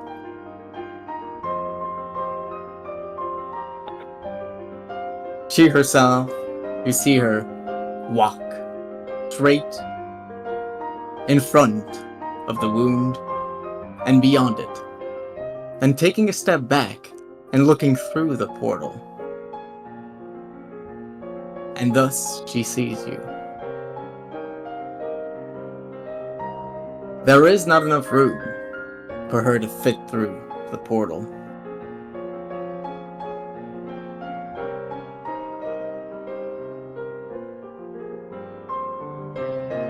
What do you do? Yes, you can. I will fucking open it.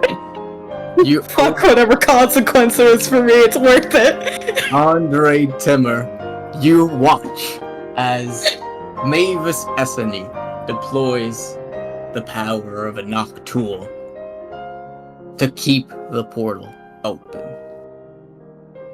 To bring it back to its full form. It grows big enough for her to fit through. And Bethrina Drusilia Moonwhisper takes a confident step inside.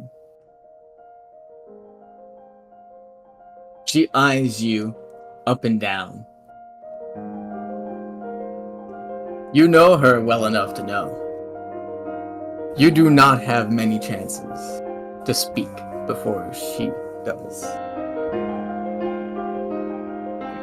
Do you say or do anything?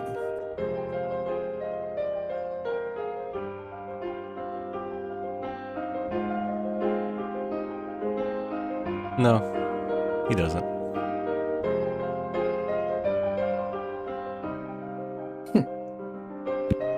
She turns up her nose at you, although by now she stands a good 1.5 feet shorter than you. She still somehow looks down on you. I've told you, I would not wait for you forever. Do not confound me with any weak-willed woman who would let you simply run away. Did you think I wouldn't figure you out?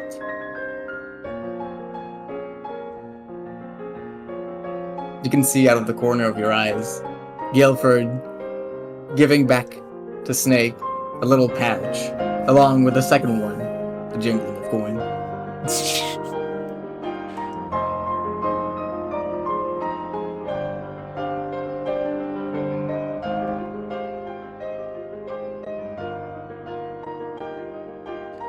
I understand where you're coming from, but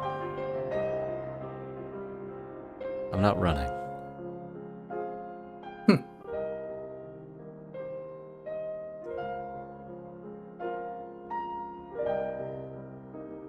Then what, pray tell, are you doing?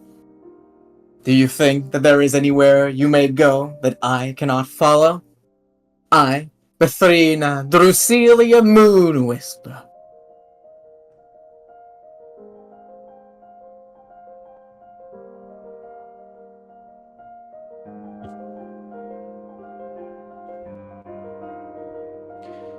Perhaps not.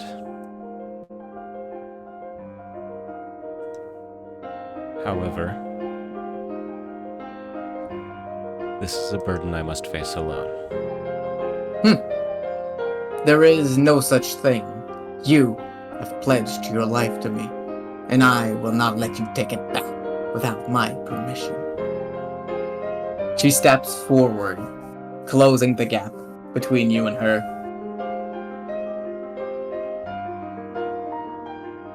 If by blood or destiny it is for you to bear this curse, then by the same it is mine. Her hands stretched out bears the very same ring that yours does.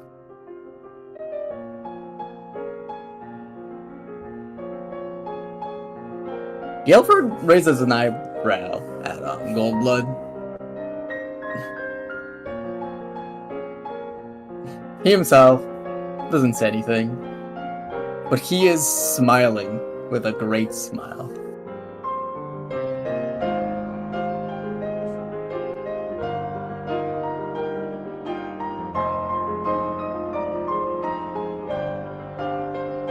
If what you're saying is true, if it'll work, you will almost assuredly perish in there.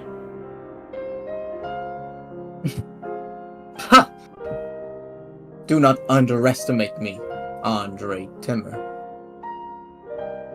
My soul burns brighter than the sun, and my heart is the eclipse of the moon.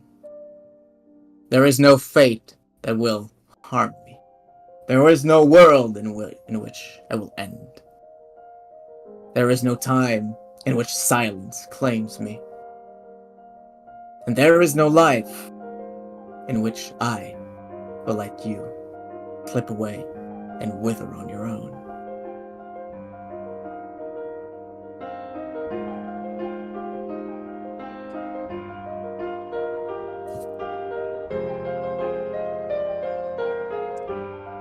Were you anyone else, I would object until the sun would set again. However, I know anything else would be futile. If you are truly prepared to die, then who am I to object?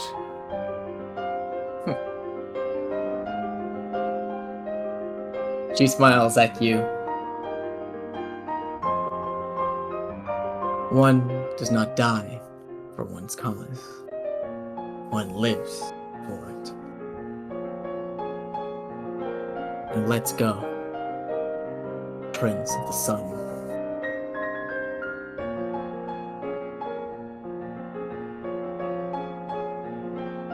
He lets out a sigh. His posture up to this point has been very upright, you know, with all this power flowing through him, but he just, his shoulders sag as he just lets out a sigh and goes, so be it.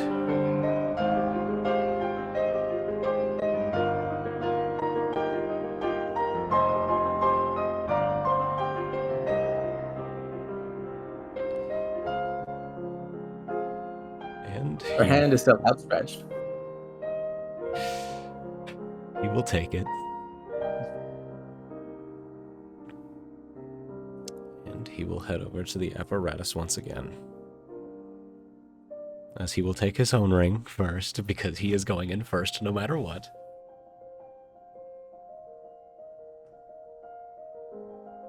And he will place it to the socket. You place it to the socket. As Bethrina Drusilia Moon Whisper takes a hold of your hand,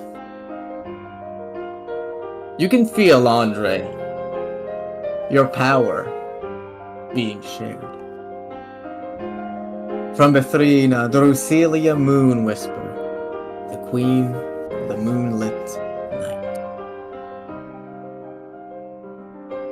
A great cape springs forth, with the same majesty as the night sky filled with stars. And the air above her, about her, changes, with flickers of bright lights coming from clouds of deep purple darkness. And as you put in your ring, Andre Timmer, hers glows as well. And the two of you are whisked away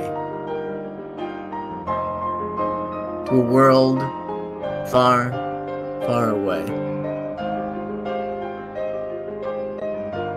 The only thing you hear is Goldblood's laughter. To never underestimate humanity's soul.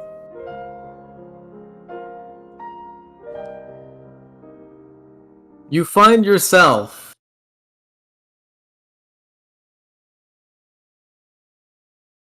in a different world, in a different plane.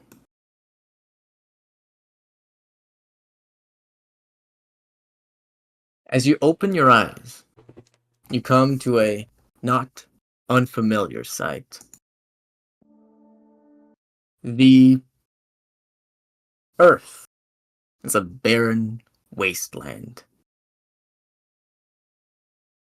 both sunless and moonless, composed of nothing more than dark gray stone with streaks of nauseating energy coursing through, erupting from the ground in blank bursts of jet nothing that feel like they might sear your skin off simply by looking at them.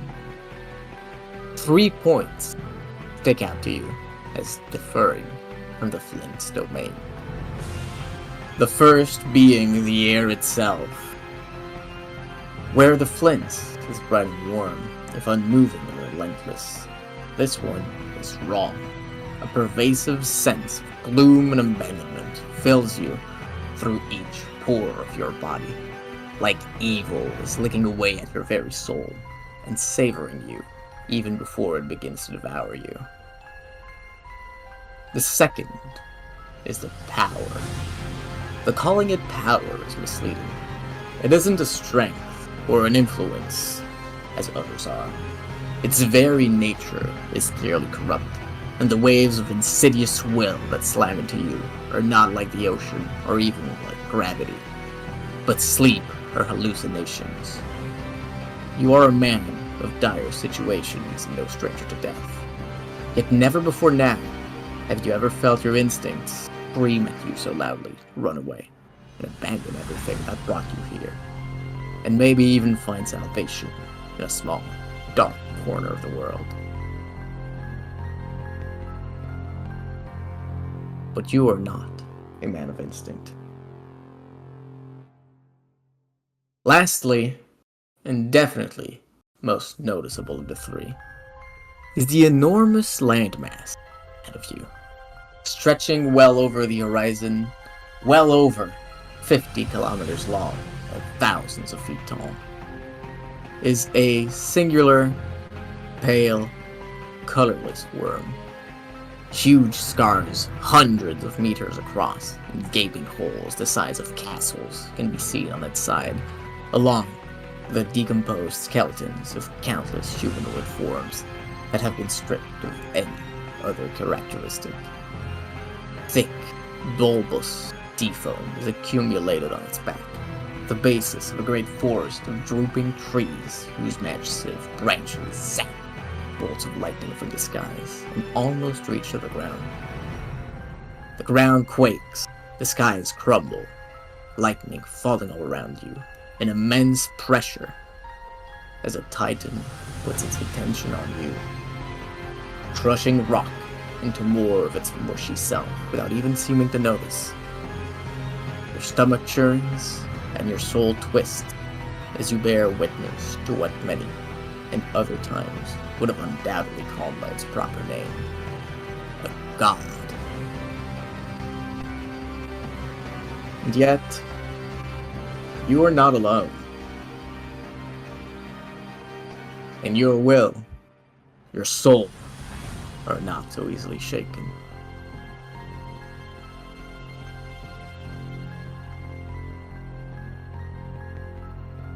Do you say, or do anything, as the ancient worm is making its way towards you?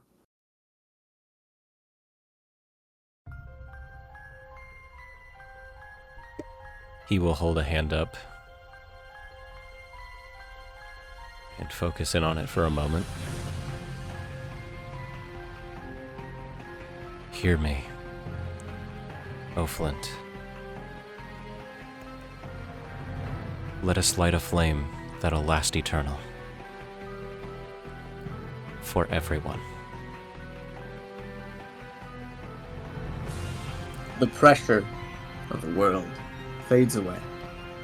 You and the Thrina Drusilia Moon Whisper find yourself in the presence of the Flint. This time, it is clear to you it is turned towards you. And agreeing. Its power flows to you. Let us. Take me within you, Andre Timmer, and hold firm. Hold yourself. Do not lose yourself.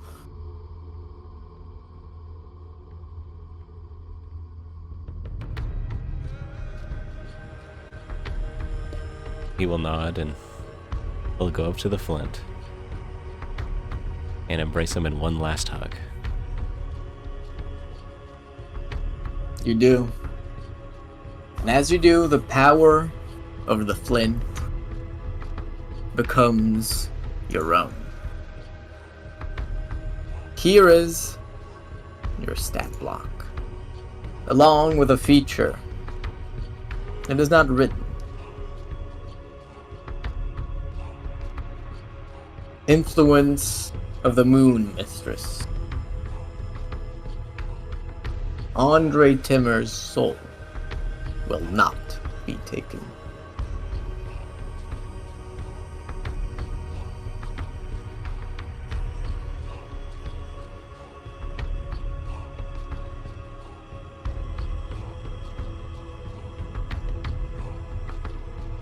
As you become one with the Flint, its power becomes yours, and you understand now the depths of energy, the depths of power.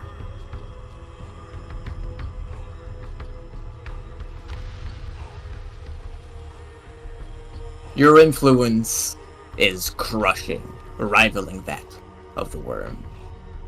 The two of you stand on the same plane, on the same world. And you exit the Flint's domain, entering your own. But your domain is eaten away. And by the worm. Soon enough, you find yourself back in its own, and the prison it has learned to call its lair. The sunless skies now glimmer brightly, with a great moon overlooking both you and it.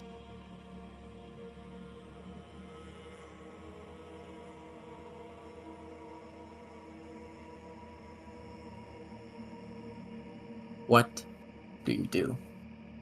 And do you wish for the world to know about your powers?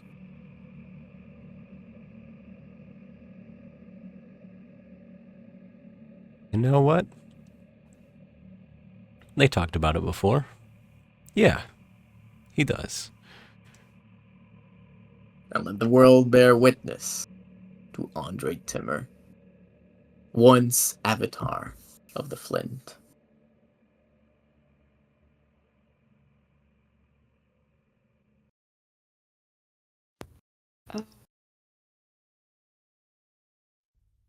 The worm bears down on you. It will be there soon.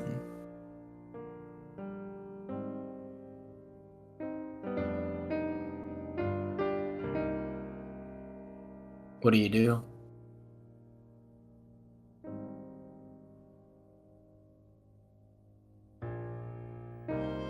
Ethrina, Drusilla, Moon Whisper.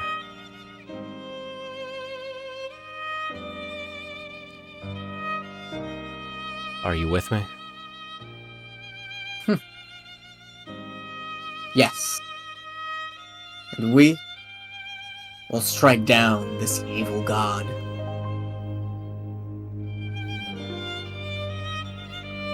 In the name of the moon.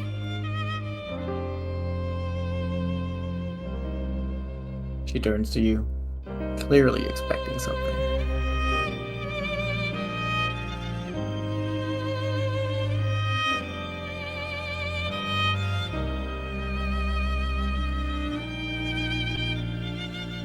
In the name of all life, the good and the bad and the neutral.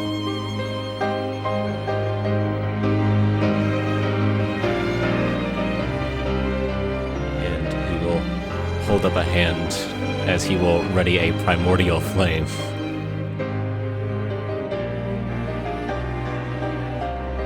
I see. Roll initiative.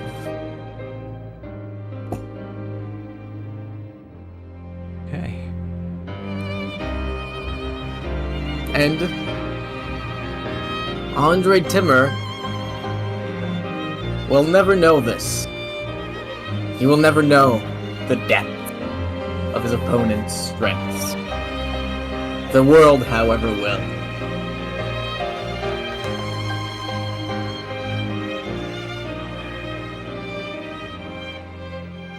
So again, Andre Timmer, Bethrina and Drusilla, Moon Whisper, or any of those who have borne witness to them, who have created, who have led them along the way, never will.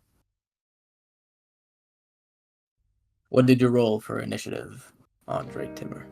Do I still use my base initiative from my other sheet, or? Oh, you're now using this sheet. Gotcha. If that's the case, I believe it's just adding the dex, because there's not a thing, so that'd be a 14. And the worm itself rolls an E11 for a total of 6. You go first. You've readied the primordial strike. Roll to hit.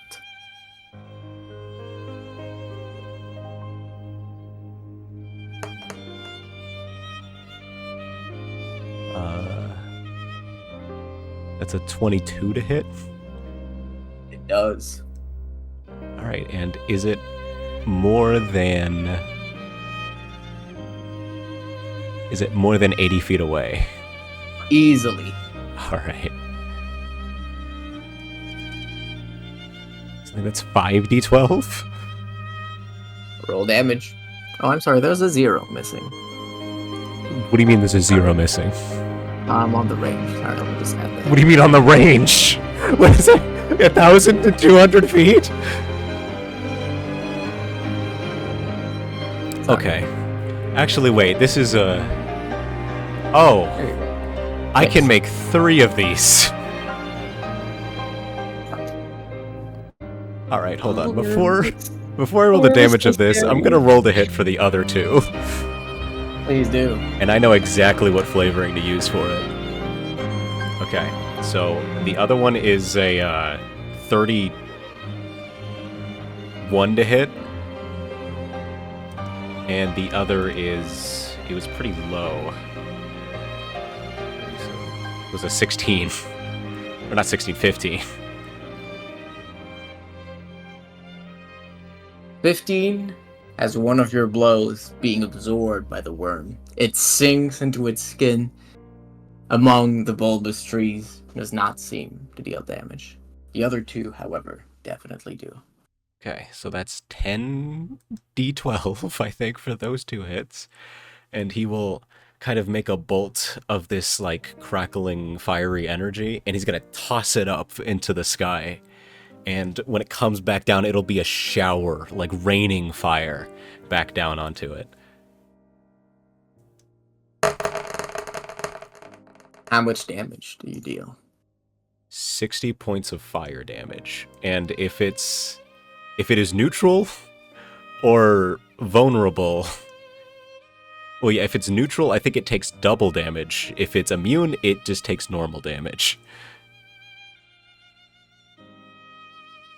So, Andre Timmer, you deal 120 points of fire damage.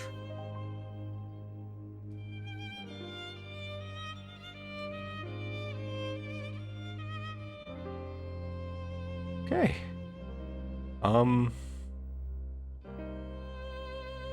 Can I make a legendary action? Only during its turn. Gotcha. Do you do anything else on your turn? I do not. I see. Then the worm will begin by using its unshackled influence. As you are within 3,000 feet of the worm,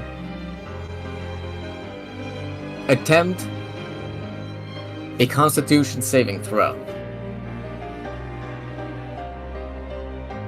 Given that you currently possess an influence of 4th tier, the DC is 12. Okay.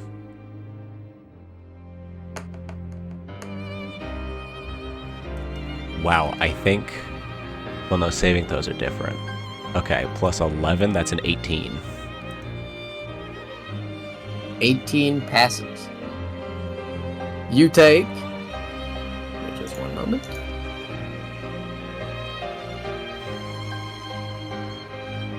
Eight damage Okay. due to your semi-divine body feature. The worm itself regains 58 hit points.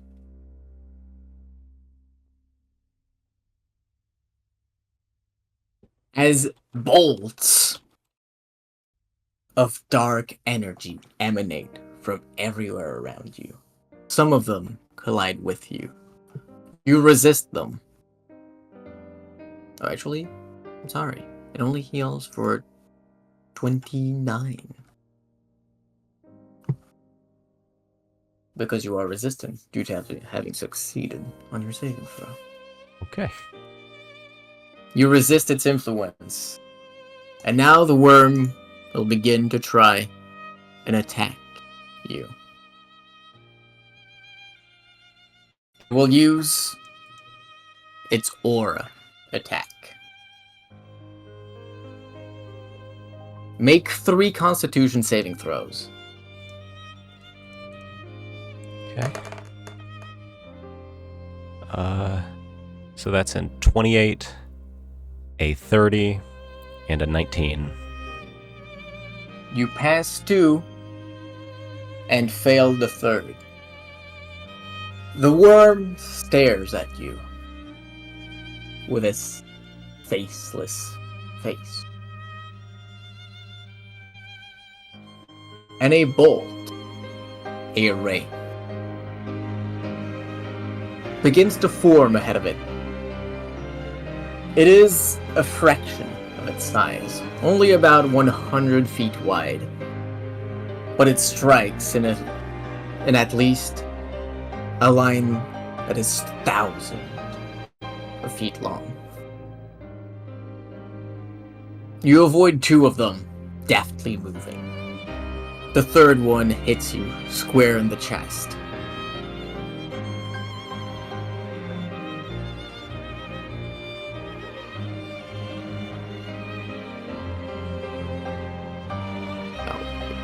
My bad.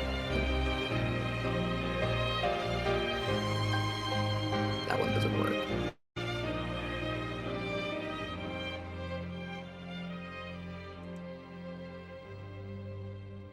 You have the damage of the attack, having succeeded on the saving throw. And as such, you only take 18 points of damage. Of the first attack. On the second one, you only take 9 points of damage. On the third one, you take 59 points of damage. Oof. Among these attacks, half of it were necrotic. The wounds of the worm seep into you, dragging the life force away from you as it heals itself, having sustained virtually no damage from your assault. Ouch.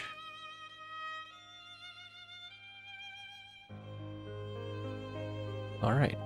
The worm continues to make its way towards you, and it is now the turn of Bethrina Drusilia Moon Whisper. The moon, shining on above, irradiates all with its light. Andre, you regain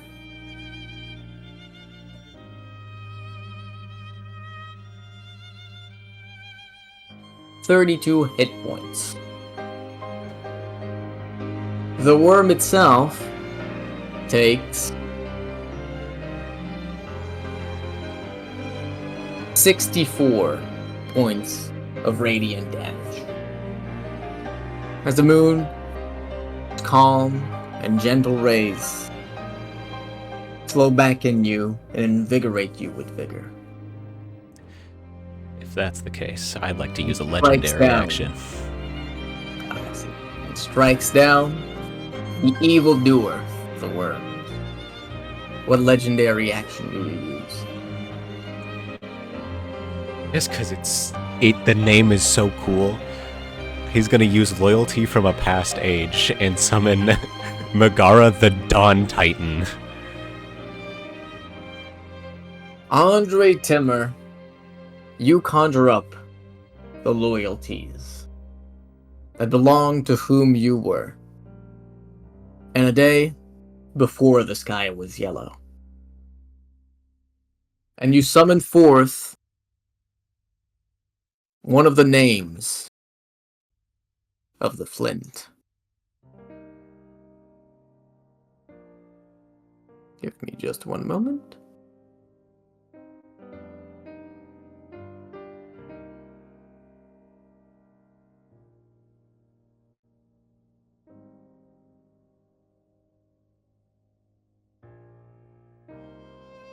Okay. That's a real shame she's not showing up on D&D Beyond. Give me just one moment, real quick.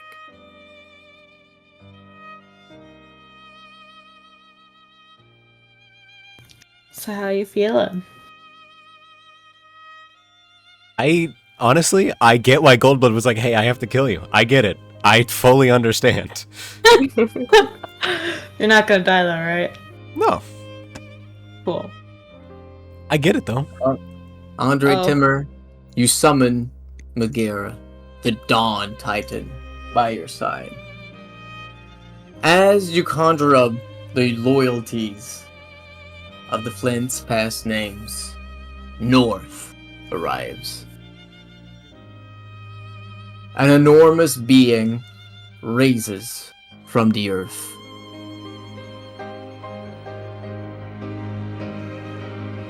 Standing well over 300 feet tall, with musculature that shows. It has a great...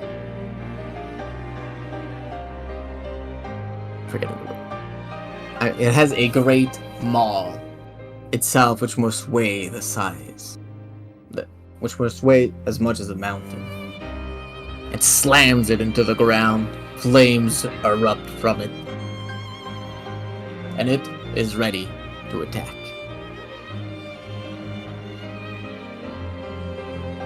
Bethrina Drusilia Moonwhisper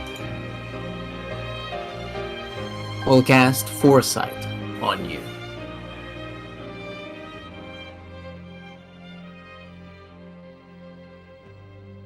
And that is the end of her turn. You and McGear are up. What do you do? I mean, I guess just put all your cards out on the table. He's gonna try to take out the true wound and just be like, okay, I need your help too. As you take out the wound, something feels off to you. Was this ever meant as a weapon? Your affiliation with the Horned Axe, so far back. He was not one to make weapons. What is this thing's true purpose? You could use it to inflict damage, but somehow you have a feeling there is a greater purpose to it, a greater potential.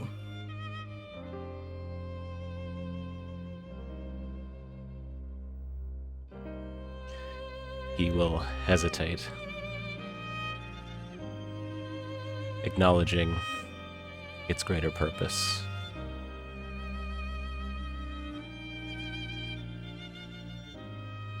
And he will lower it for now.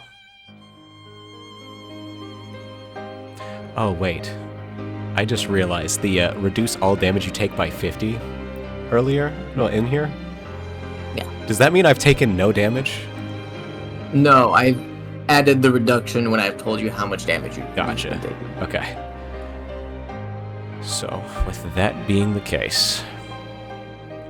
Oh, man, there's just so much. There's so much to do. Okay.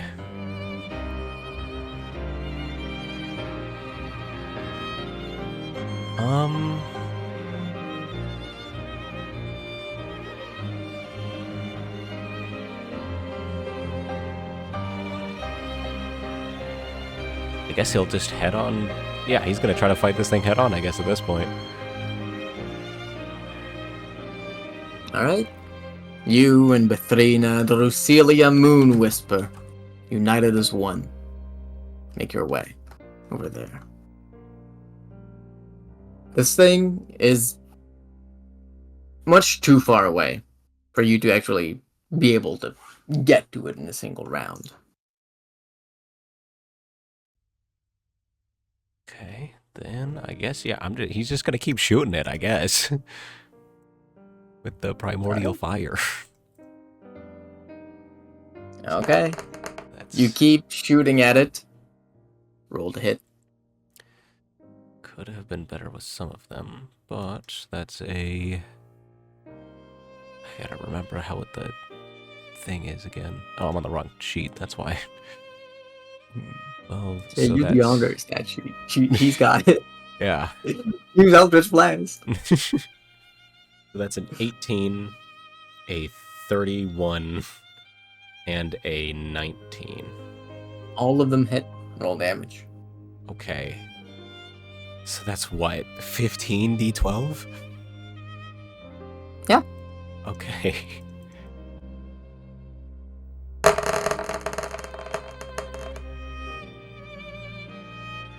hold on. D&D Beyond is trying to add all the You can multi- use it in the. You can do it in the server if you want. Okay. D&D Beyond is gonna lag with these numbers. Gotcha. It did finally get through. It's 112 before it's doubled, so that's 224? Sounds about right.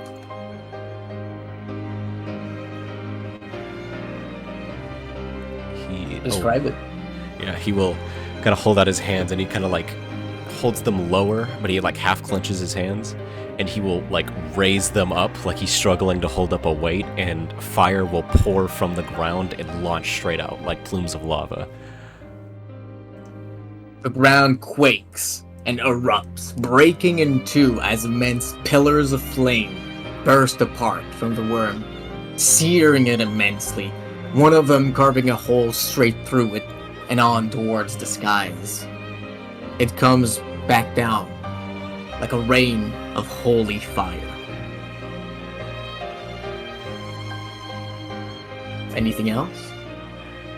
And just so he has a little bit of his friends with him, he will just simply ask for help. Mm-hmm. And the shield will activate.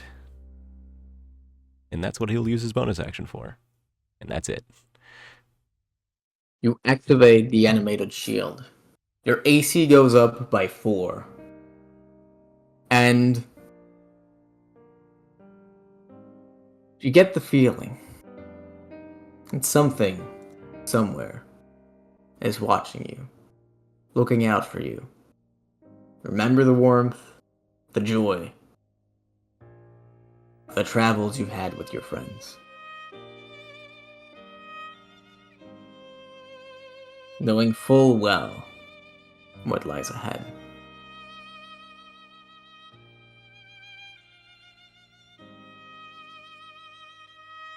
That is the end of your turn. Yes. Megara, the Dawn Titan, herself, takes a step forward, running towards the worm.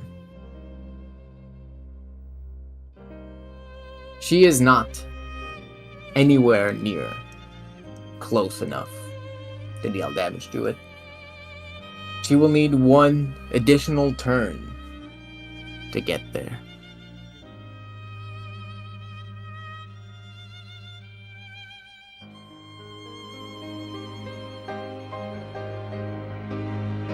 Alrighty. And she will use the dash feature. Good old reliable. Yeah. Each of her steps make the earth tremble as one colossus runs towards the other.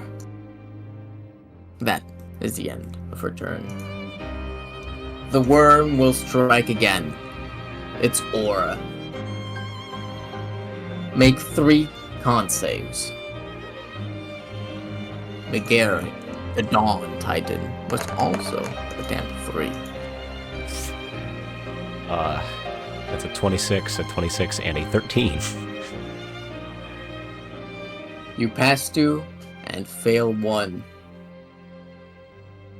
The worm will now roll damage. Give me just one moment.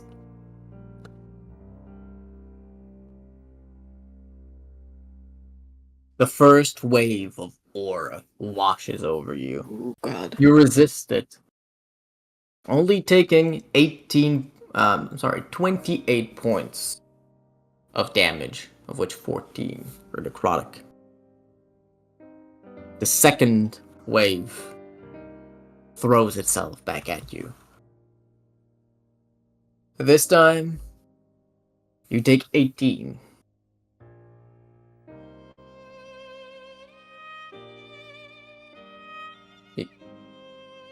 No, you take 9. Megara, the Dawn Titan, does not have the same resilience you yourself have. The aura is tremendous, undeniable, and it is almost brought to its knees already. Flesh stripped, magic fading. It falls to one knee, the maul already almost broken. A demigod in the flesh, standing next to you. And you cannot help it.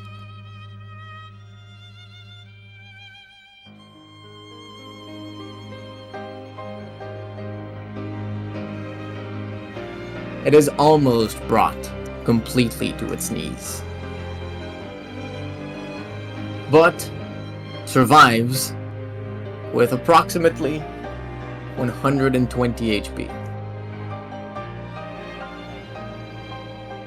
You yourself take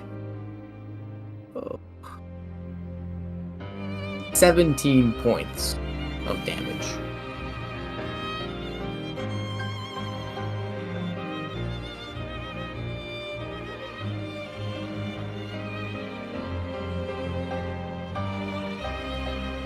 The worm itself has dealt enormous damage, easily overpowering the damage you yourself have done to it. Trying to do some quick maths because it only actually heals half of that. I think that leaves it with about 50 points of damage dealt to it overall.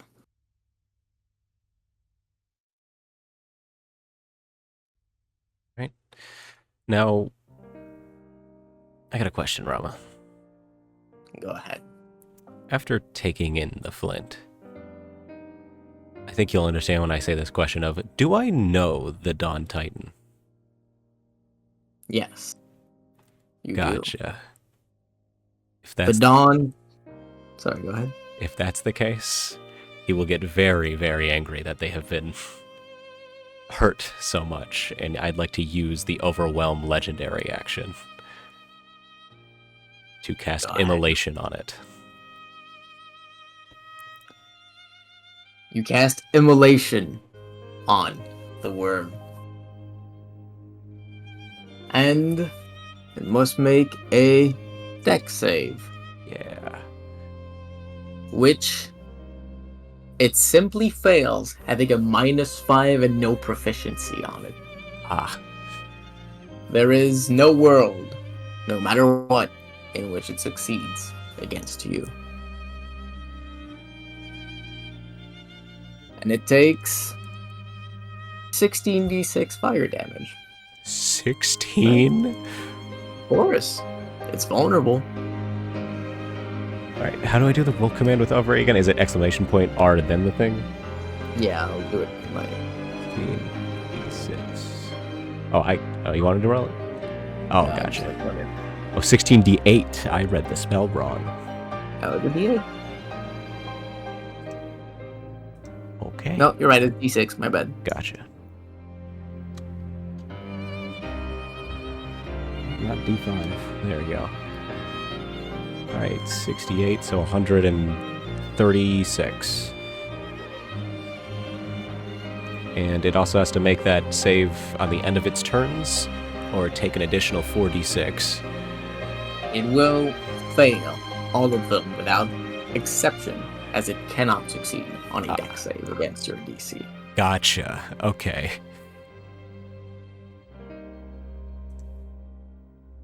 As fury over the treatment of your companion fuels you, you deal immense damage to it.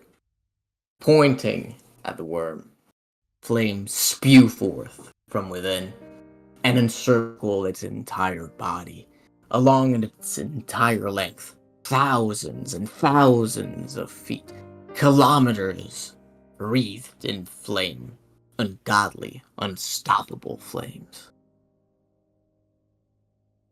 It does not seem pleased, and will use its reaction as a legendary action. It will use Earthquake. Make your choice of a strength or dexterity saving throw. I'll do strength.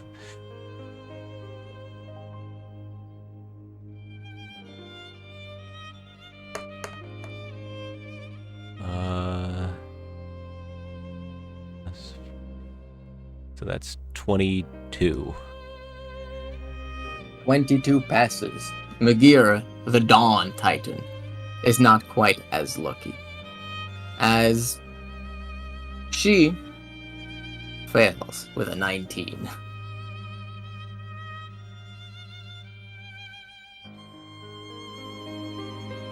You and her both take 115 points of bludgeoning damage. The worm slams itself on the ground, and the rocks smash into one another. Your own element striking you.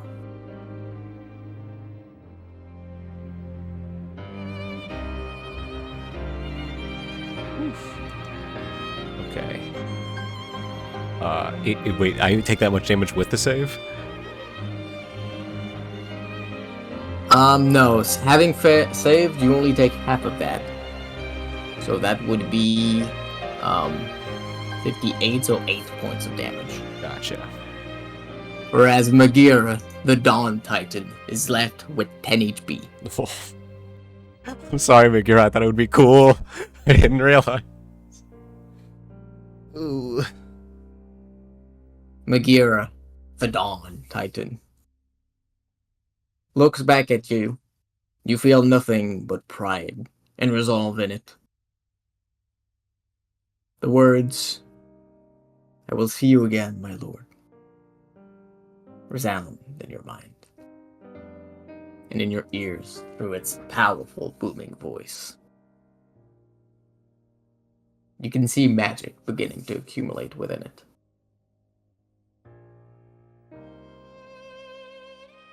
And that is the end of the worm's turn. Bethrina Drusilia Moon Whisper focuses her might. She herself is behind you.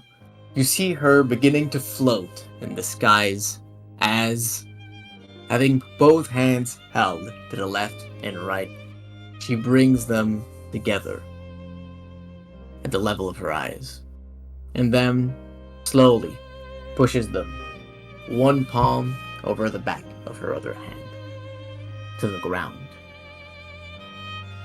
You feel something pushing you down as the moon's gravity shifts and begins to fall towards the worm.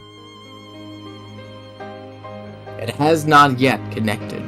However, for the time being, it takes 60 points of radiant damage.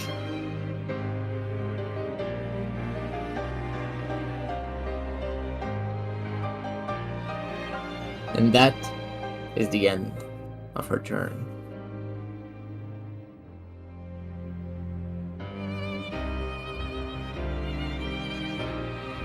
Magira, the Dawn Titan, will act first, unless you stop her.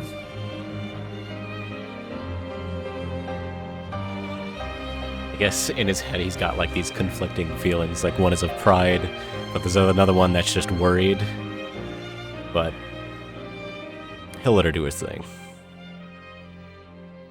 She runs up to the worm, maul in hand, and she smashes it. Not against the worm, but against her own self. Her skin glows in the undeniable light of a tool being forged. Energy ready to be unleashed. She looks back at you.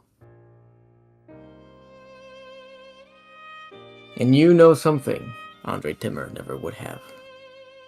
A name is not so easily killed. It bows at you, ready.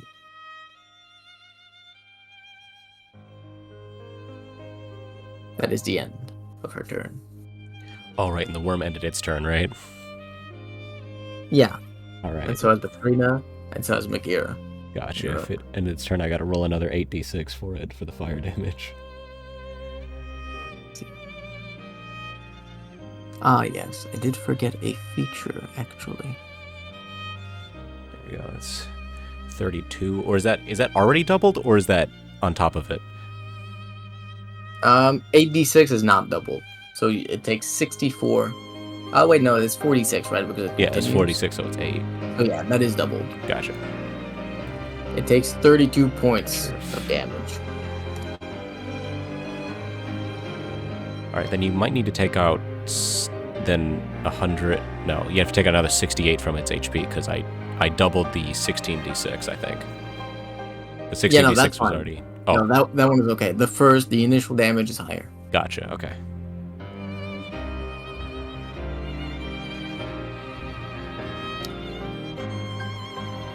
There's that, but. Oh crap, is it my turn again? Yeah, it's your turn. Alright, am I able to get within range of it? Yes. Okay. He will take out the Horndax dagger, and he will make 3 attacks with it against it. The Horned Axe dagger seems to inflict immense damage to it. Every hit you make with this counts as a critical hit. Okay. Roll to hit.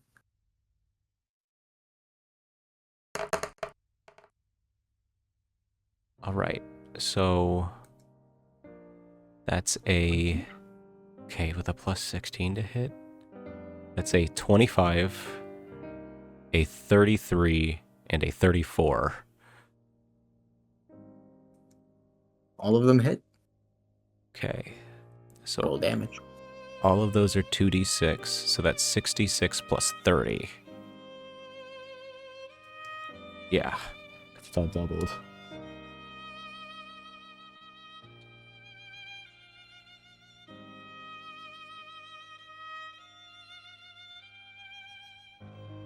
Okay, so that's 51 slashing damage, and because of the feature, where is it?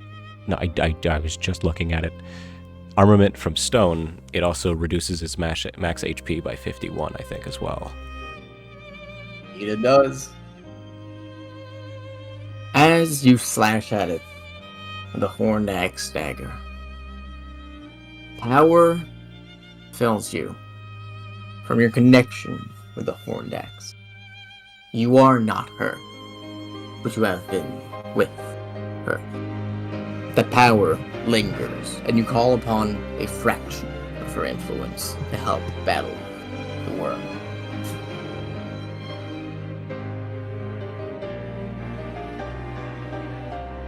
And it now takes 51 damage. Its max HP is now lowered by 51. Anything else?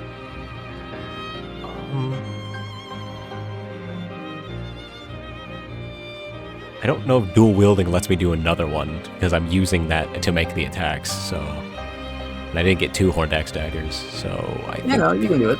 Alright. I'll make another one. This is a bad one. That's a 19 to hit?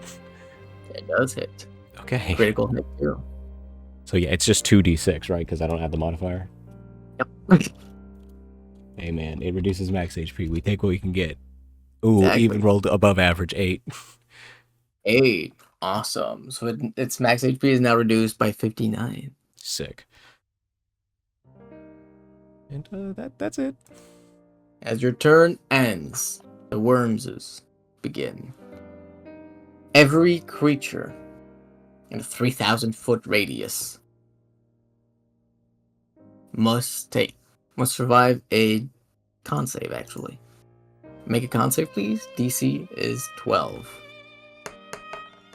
I'm so good. Magira, the Dawn Titan, proves that power does not beget luck, as she once more rolls shit with a natural 1. I got a 15. I also rolled really bad. 15 You want to use past. inspo?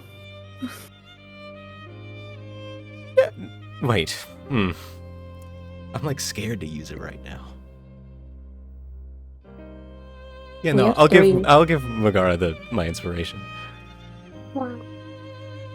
It's what All right. Andre Roll would the do. dice, double. I'll do it in the chat.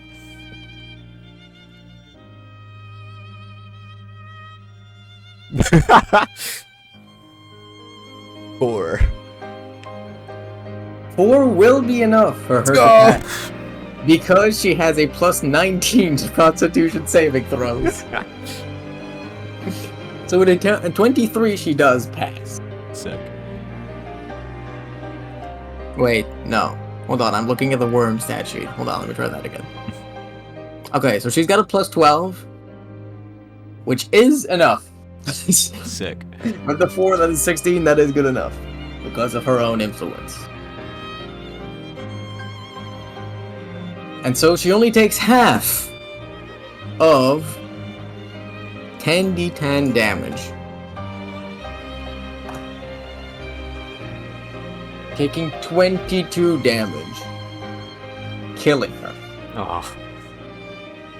You and Bethrina Drusilia Moonwhisper also take this damage. The worm heals for 44. No, that's your passive. That's 22 plus 22 plus 22, 66. Yeah. Wait, no, except you don't take damage at all. Yeah, I was like, That's- wait, with the reduction thing, do I just take nothing? Yeah, exactly. You take nothing. Oh. And as such, also Bethrina doesn't either. Okay, so Magira gets fucked, sadly. Yeah, unfortunate. As Magira dies, however, the energy she had amassed bursts forth, hanging thick in a cloud around the worm.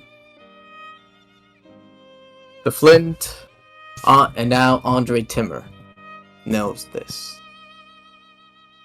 Magira's specialty, clouds. Through it, she has infused great power. The next blows to pierce through it will be immensely more powerful. Oh, if that's the case, I'd like to use my my legendary action to do Willful Strike.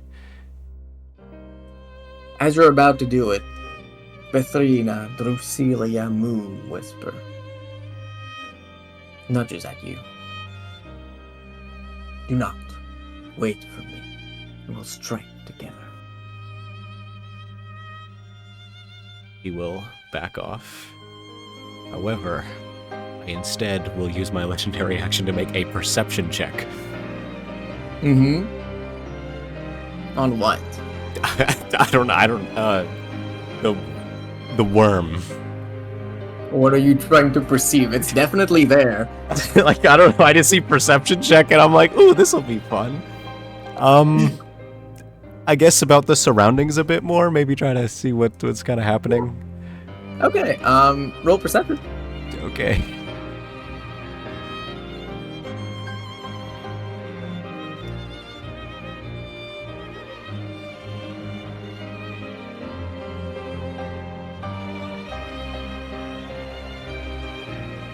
$18.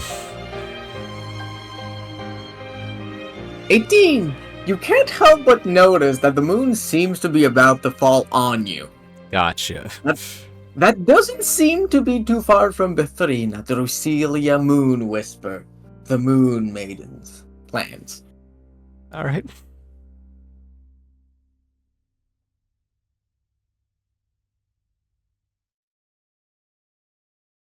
Anything else? Nope, that's my turn. I see. The worm itself. For the legendary action. Yeah. The worm itself, having started when it's passive, now goes into the active. It will use terra worming and changes an area of 100 foot by 100 foot into proper ground for itself.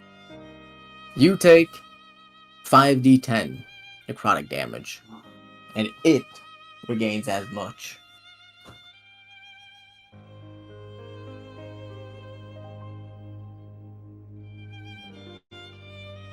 For you, you do not take this damage.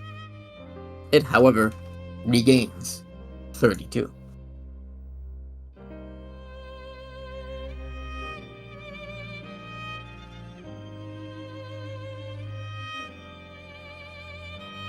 And that is the end of its turn.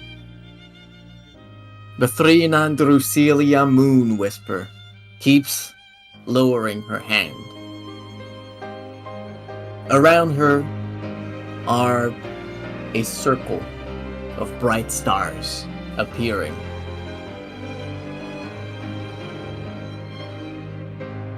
Somewhat like a shield, somewhat like a weapon. They are beautiful, distracting.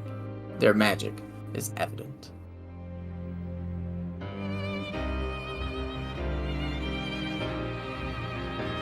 And that will be the end of her own turn. I'll strike at the end of its own attack. Be ready with me. He will nod.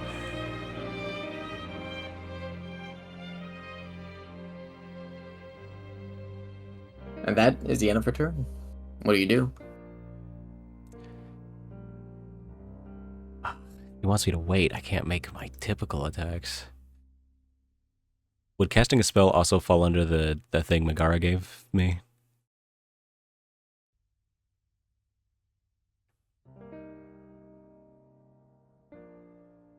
No, you wouldn't know. It definitely would. The specific effect of Megara's smoke is that the next attack to hit will count as a critical hit, regardless of what it is. Okay. He will wait then and hold his action to go on Bethrina's mark. Alright. What, so you ready in action? Which one? The attack, just the horned axe dagger one. I see.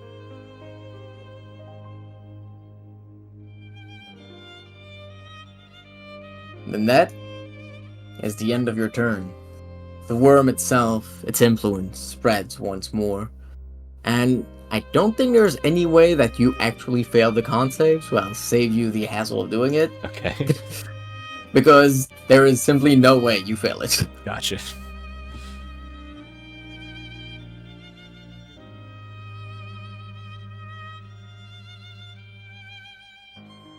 And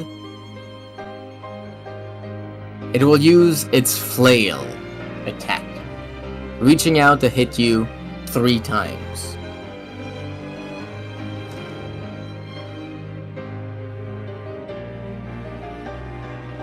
With a natural 1, a 2, and an 8.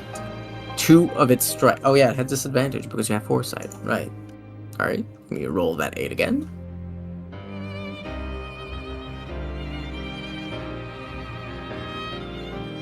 That's a 4. Even lower. With a 4. With its plus to hit, that is a total of 23. Does that match or hit your HC? My AC is 25 right now.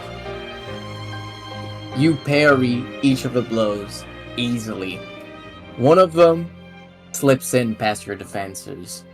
The worm's body itself stretches out to hit you. However, the marks of your past come and aid you in your time of need. The shield, blessed by your own making, but conjured up by the actions of Rayla Willowbrew, deflects with ease the blow. As the shield is pushed away, it is pushed away very far, flying hundreds of feet, and coming back to you. You can't help but feel that that would have hurt. Yep.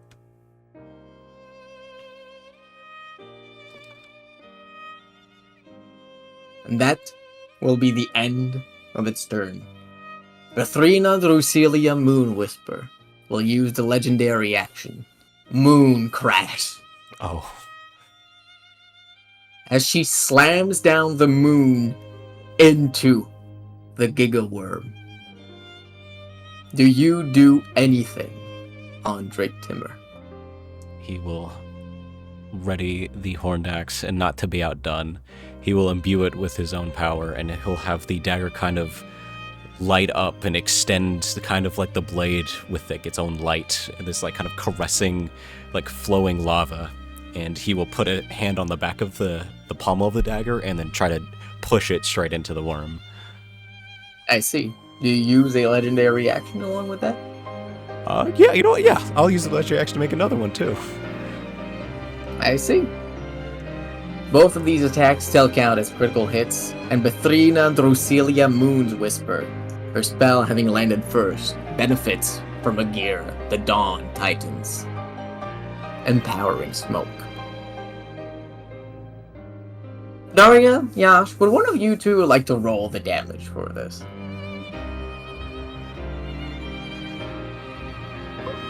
Sure. Alright. This is a critical hit. So give me a 20 d12, please. 12. Damn. Okay.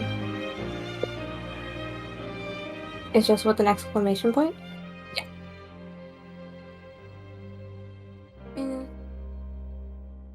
Is it like this?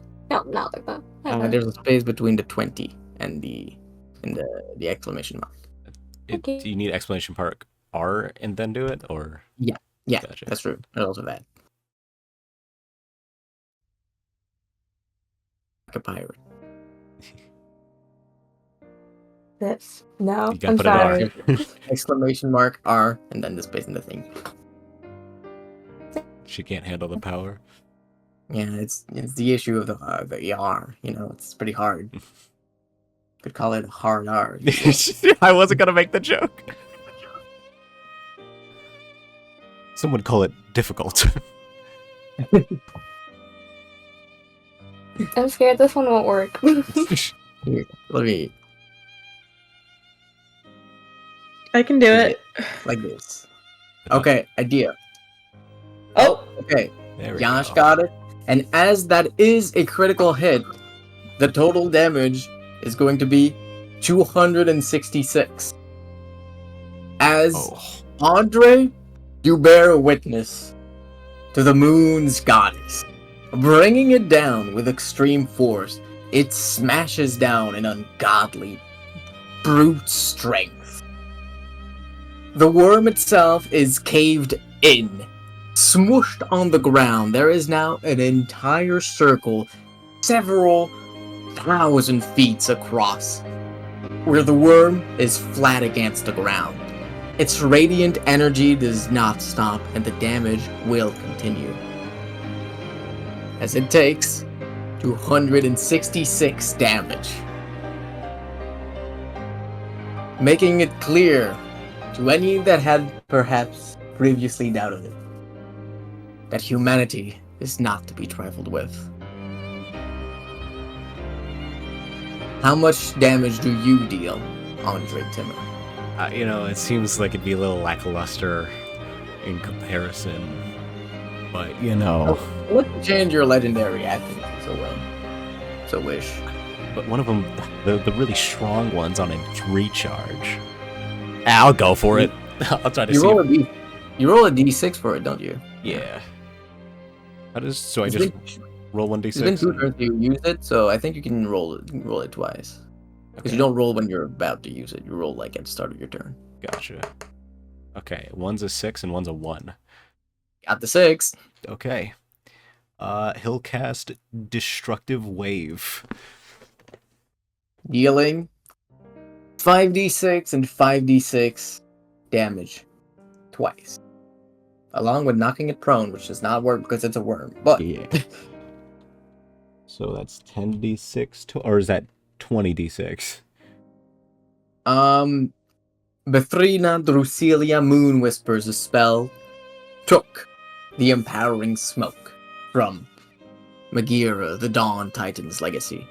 And as such, you do not have the critical hit on this. The worm must attempt the strength save.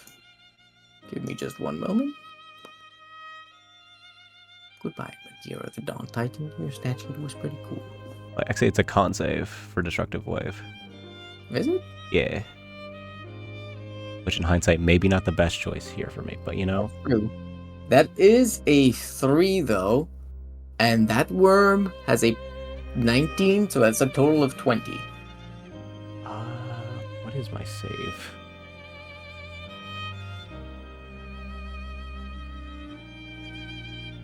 Wait. Okay, my DC is at 28, apparently. No, it's 18. Never mind. I was reading it wrong. It's 18. I thought it was DC is 18 plus 10, and I'm like, why? No, that's not. Okay. Yeah, it's 18 is the save. I see. So it does pass and takes half damage. How much damage does it take? Is that 15? Yeah, 16. 16. Half of it is radiant, and another half is thunder. Because I'm not putting necrotic damage against this thing. Mm-hmm. How much damage did you deal with your horned axe weapon attack? That's just another 2, 3, 6.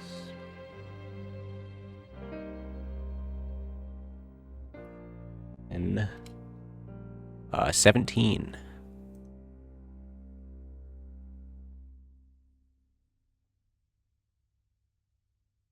$17 damage. That's accounting for the critical hit. Yes, that's a roll 2d6. Okay, perfect.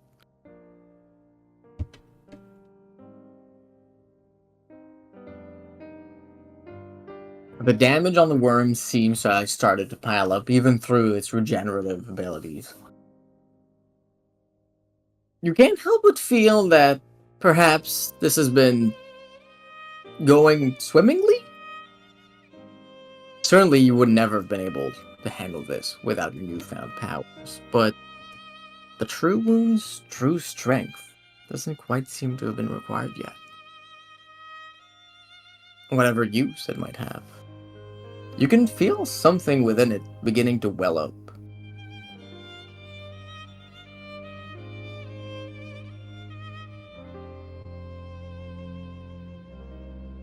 And that is the end of the worm's turn.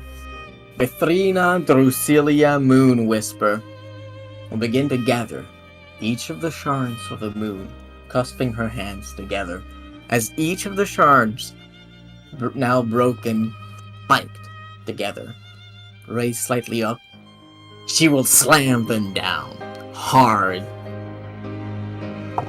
The worm gets a 22 to save and does succeed against her saving throw, only taking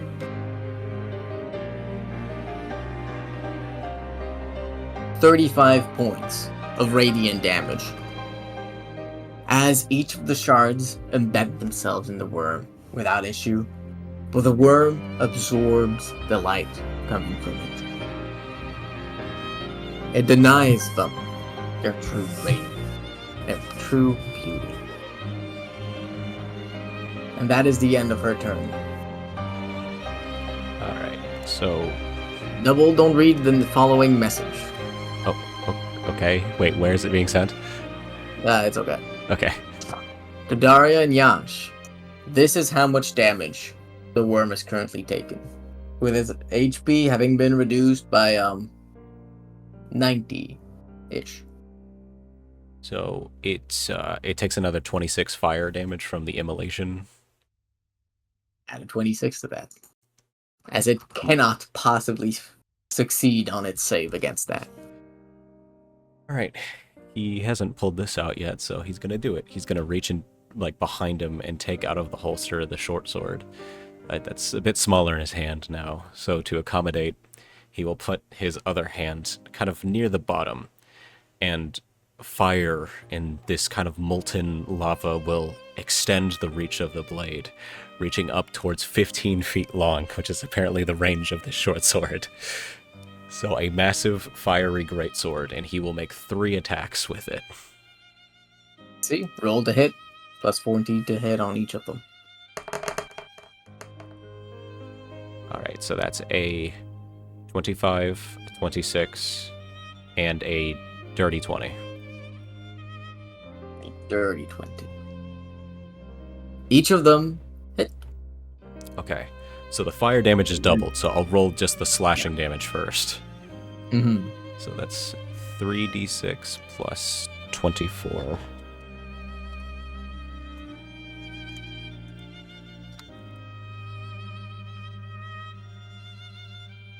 So that's 38 slashing. And then that's... Oh, crap. Okay, so that's... It's doubled, so it's 6d6 for 1 hit. So 18d6? Yeah, 18 d6s. Okay. Plus another 58 fire damage. Another 58. Flames from your blow. With each strike of your sword, you carve deep into the worms. You've almost cut through half of it now. Each of your slices make their way deeper and deeper in. Get the feeling you could almost see the other side of the worm now. Then, with his bonus action, he'll make a Horndax Dagger attack. Roll to hit. Because why not? That's a 32 to hit. That hits. It's easier if I just do it on here. That's 8 slashing with the Horndax Dagger, because I don't add the modifier. Yeah. 8.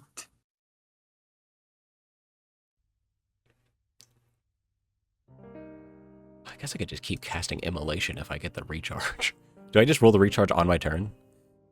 Immolation is concentration. No. Nice try. Nice try. You might have all these features, but I'm not stupid enough to give you 2 concentration slots. I didn't realize it was concentration.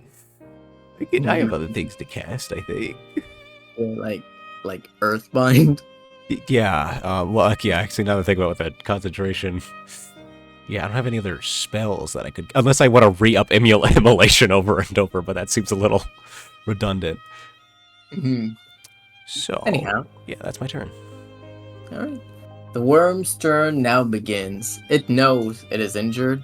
As you begin your turn on the terror worming zone, you succeed on the saving. Wait, no, there is no saving throw. Hold on. It's 5d10. It cannot be higher than 50. You take no damage, but it does heal 5d10. Okay. That is 31 HP. And now, the worm begins to be impatient. You can see small legions of smaller worms beginning to form in its wake. Also, the DM remembers a feature that was in front of his eyes the whole time.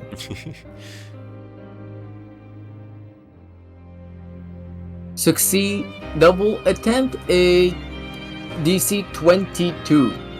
Say a con save, please. Okay. That's 27.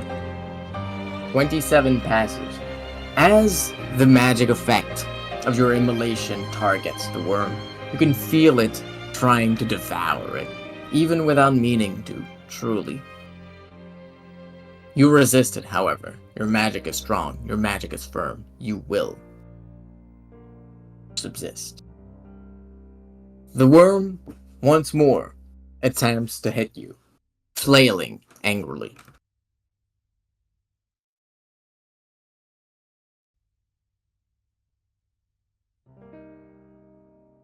It hits you with 2 of its attacks.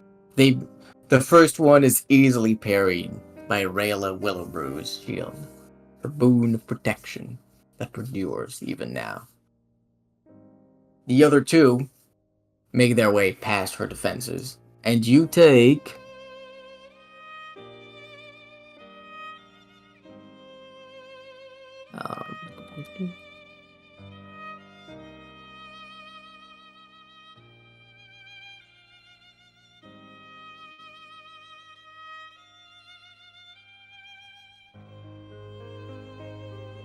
161 damage, reduced by 50. Thus, you taking 111 damage. Except it has disadvantage, and I forgot about that. Hold on.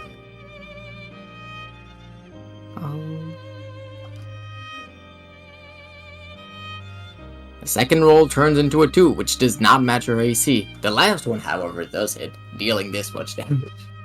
Okay. So it still deals the 111. 111 damage, of which a half is necrotic. Okay. Ow, that hurt really bad. I need to check something.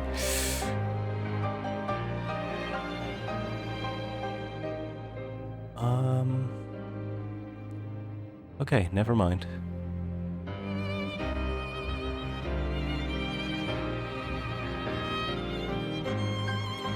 Yeah, I guess I'll just use a legendary action. I'll use Willful Strike to make the short sword on it. I see. So you do. And that's a 30 to hit. That does hit. Okay, hold on. Okay, so it's 1d6 plus 8.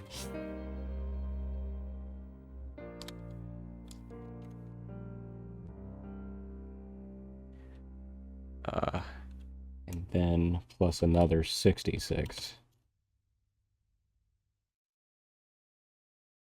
Oh, that was a bad one. But that's 18 fire damage and a 14 slashing. So that's a total of 32. Yes. The worm now stands very injured, and it does not seem to be healing quickly enough to out-heal you.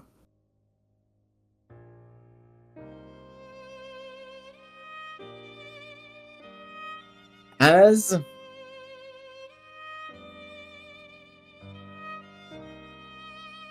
that is your reaction? Yeah, that's your reaction. Yeah, that's your reaction. So as the worm's turn comes to an end, Bethrina and Drusilia Moon Whispers Moonlight will continue to echo. She brings them closer to you, however, rather than damaging the worm. It does still take damage, simply by being there. One does not simply resist Bethrina Drusilia Moon Whispers' radiance. The damage is minimal, but it is still there. And you sustain the effect of the heal spell, regaining 70 hit points. Okay. I'll take that.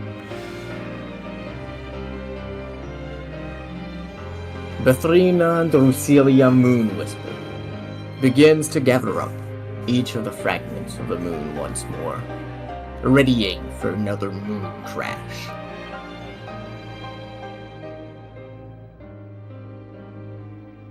That will be the end of her turn.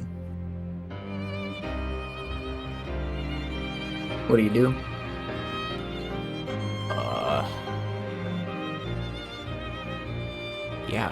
Well, I guess first I should roll the immolation damage. Actually, should I make a concentration check? I actually don't think there's any way you can roll high enough. Even then. Yeah, so you just failed that. Gotcha. You are no longer concentrating on immolation. Gotcha. You need to roll like 70, I think. So I'm gonna make more attacks with the Mithril Short Sword. So that's a... Oh, I can't math. 21, 27, and a 28. Yeah, that all hits. Gotcha. 3d6. I believe if you roll above 4, I believe it hits. Okay. 3d6. And you do have advantage on all of those attacks, for the record. I'll do it again to go for the crit. Okay. 3d6. Sucks to be you. It'd be like that sometimes. You know, get the one out of the way. Yeah. That's a plus 24 for the slashing. So that's 35 slashing. Plus... It was 18d6, right? Because of the fire. Mhm. And then another 61 fire damage. And why not go for the bonus action? Just Horned Axe Dagger.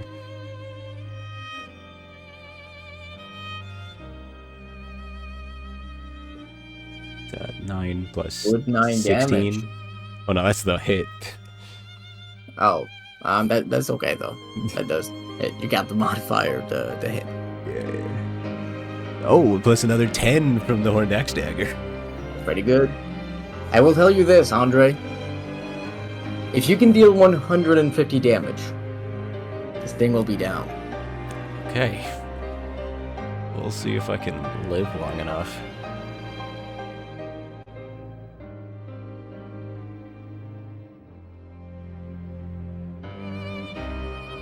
And that's the end of your turn?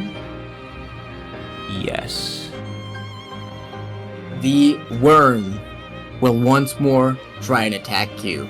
Its slam has proven effective, and it seems to show no end to its intent to use it.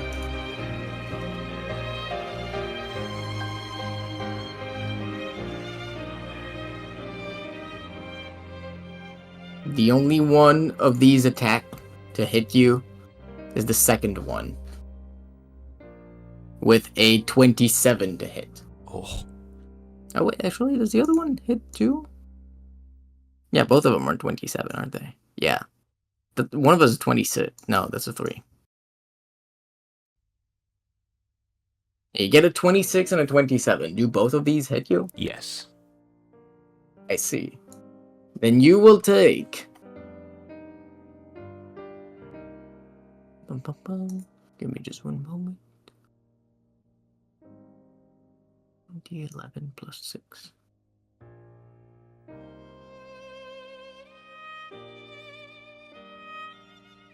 Oh, wait, it's 20 D11 because there's 2 of those. My bad.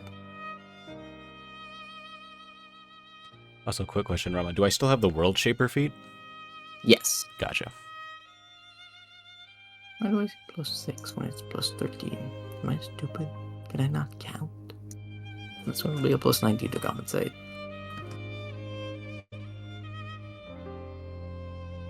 There you go. Yeah, the other one was just like spaced out for no reason. Ignore that one. Okay. You take a total of 56 plus 78 plus 73 minus 100, 207 damage as the worms slam into you. Its tendrils piercing through you with ease, showing that not even a god is safe from its influence. The So- two of you truly do play on the same level. I do have a question, Rama. Mm-hmm. Before I go down, Mm-hmm. would I be able to use the mythic action of Meteor Swarm since I have fallen beneath 20 HP? Yes. Sick. It needs to make a dex save, which I think it immediately fails. Actually, Yes. Because it has no dex at all. So, a creature takes 20d6 fire damage and 20d6 bludgeoning damage on a failed save. Mm-hmm. So that's 40d6 total? Actually, no, it would be 60d6, because there's the 20 from the bludgeoning and then 40 for the fire? 60 d6s. Alright.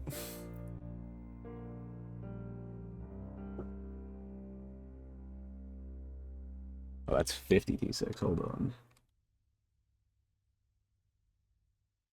need 60. This doesn't look right. Sorry, when I look at like the numbers I'm putting in, I just feel off. What's wrong? I'm just like, that's a lot. That is 199 damage. As you yourself fall to the worm's onslaught, how is it that you call forth the meteors? So once he takes this like puncture into his chest, he kind of stumbles back, and as he's falling back, he has a flashback right to that moment where he saw all of his previous allies, well, at least what he thought happened. He thought he saw them die. But in that moment, there's a clarity. He sees that what he thought was a friend getting stabbed through was a spear, just creating the illusion of that. Everything seems clearer. It's freeing this moment of horror that has played in his head so many times. And once that moment's gone, he sees the worm and he plays back all the pain and the suffering and the hardship that Mavis has had to go through and that all of those children have had to go through because of this. Just because this thing simply exists. It is just a force, that's true. There's something else that's put this on these kids, but it's right in front of him. And he wants nothing more than to wipe it off the face of the earth. So as he's like falling back, he kind of reaches up to the sky and then clenches his fists as he twists them slightly as he pulls down. And he almost grabs onto space itself as he rips it apart. And the sky seems to split open, as in that opening there's just a fiery dimension as these massive like spheres and boulders of fire rain down from it as a heavy artillery of meteors crash down all over the worm. It is laid to rest. And as you fall to the ground, you find yourself cushioned, falling in the Moon Lady's arms. She lays a cold, soft hand on your chest and a warm kiss on your lips. Do not go quietly into the night. The true purpose, the true power of the true wound makes itself known then and there. Although she had no way to truly know. As you yourself fall into unconsciousness in her arms, Bethrina Drusilia Moon Whisper goes and extends the true wound to the worm. With her own touch, stealing away its ice, stealing away its cover, and exposing the worm to it. Exposing it to a direct influence of the horned axe.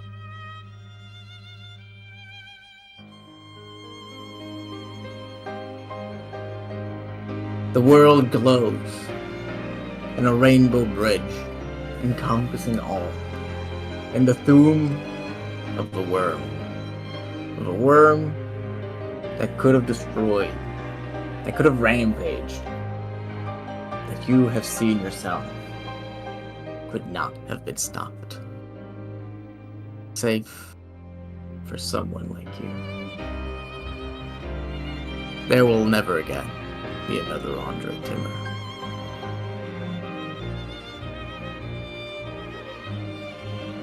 From the rainbow glow of the wound, you see a figure. Victory. And as you fall asleep in the arms of your beloved, that is where we'll end the session.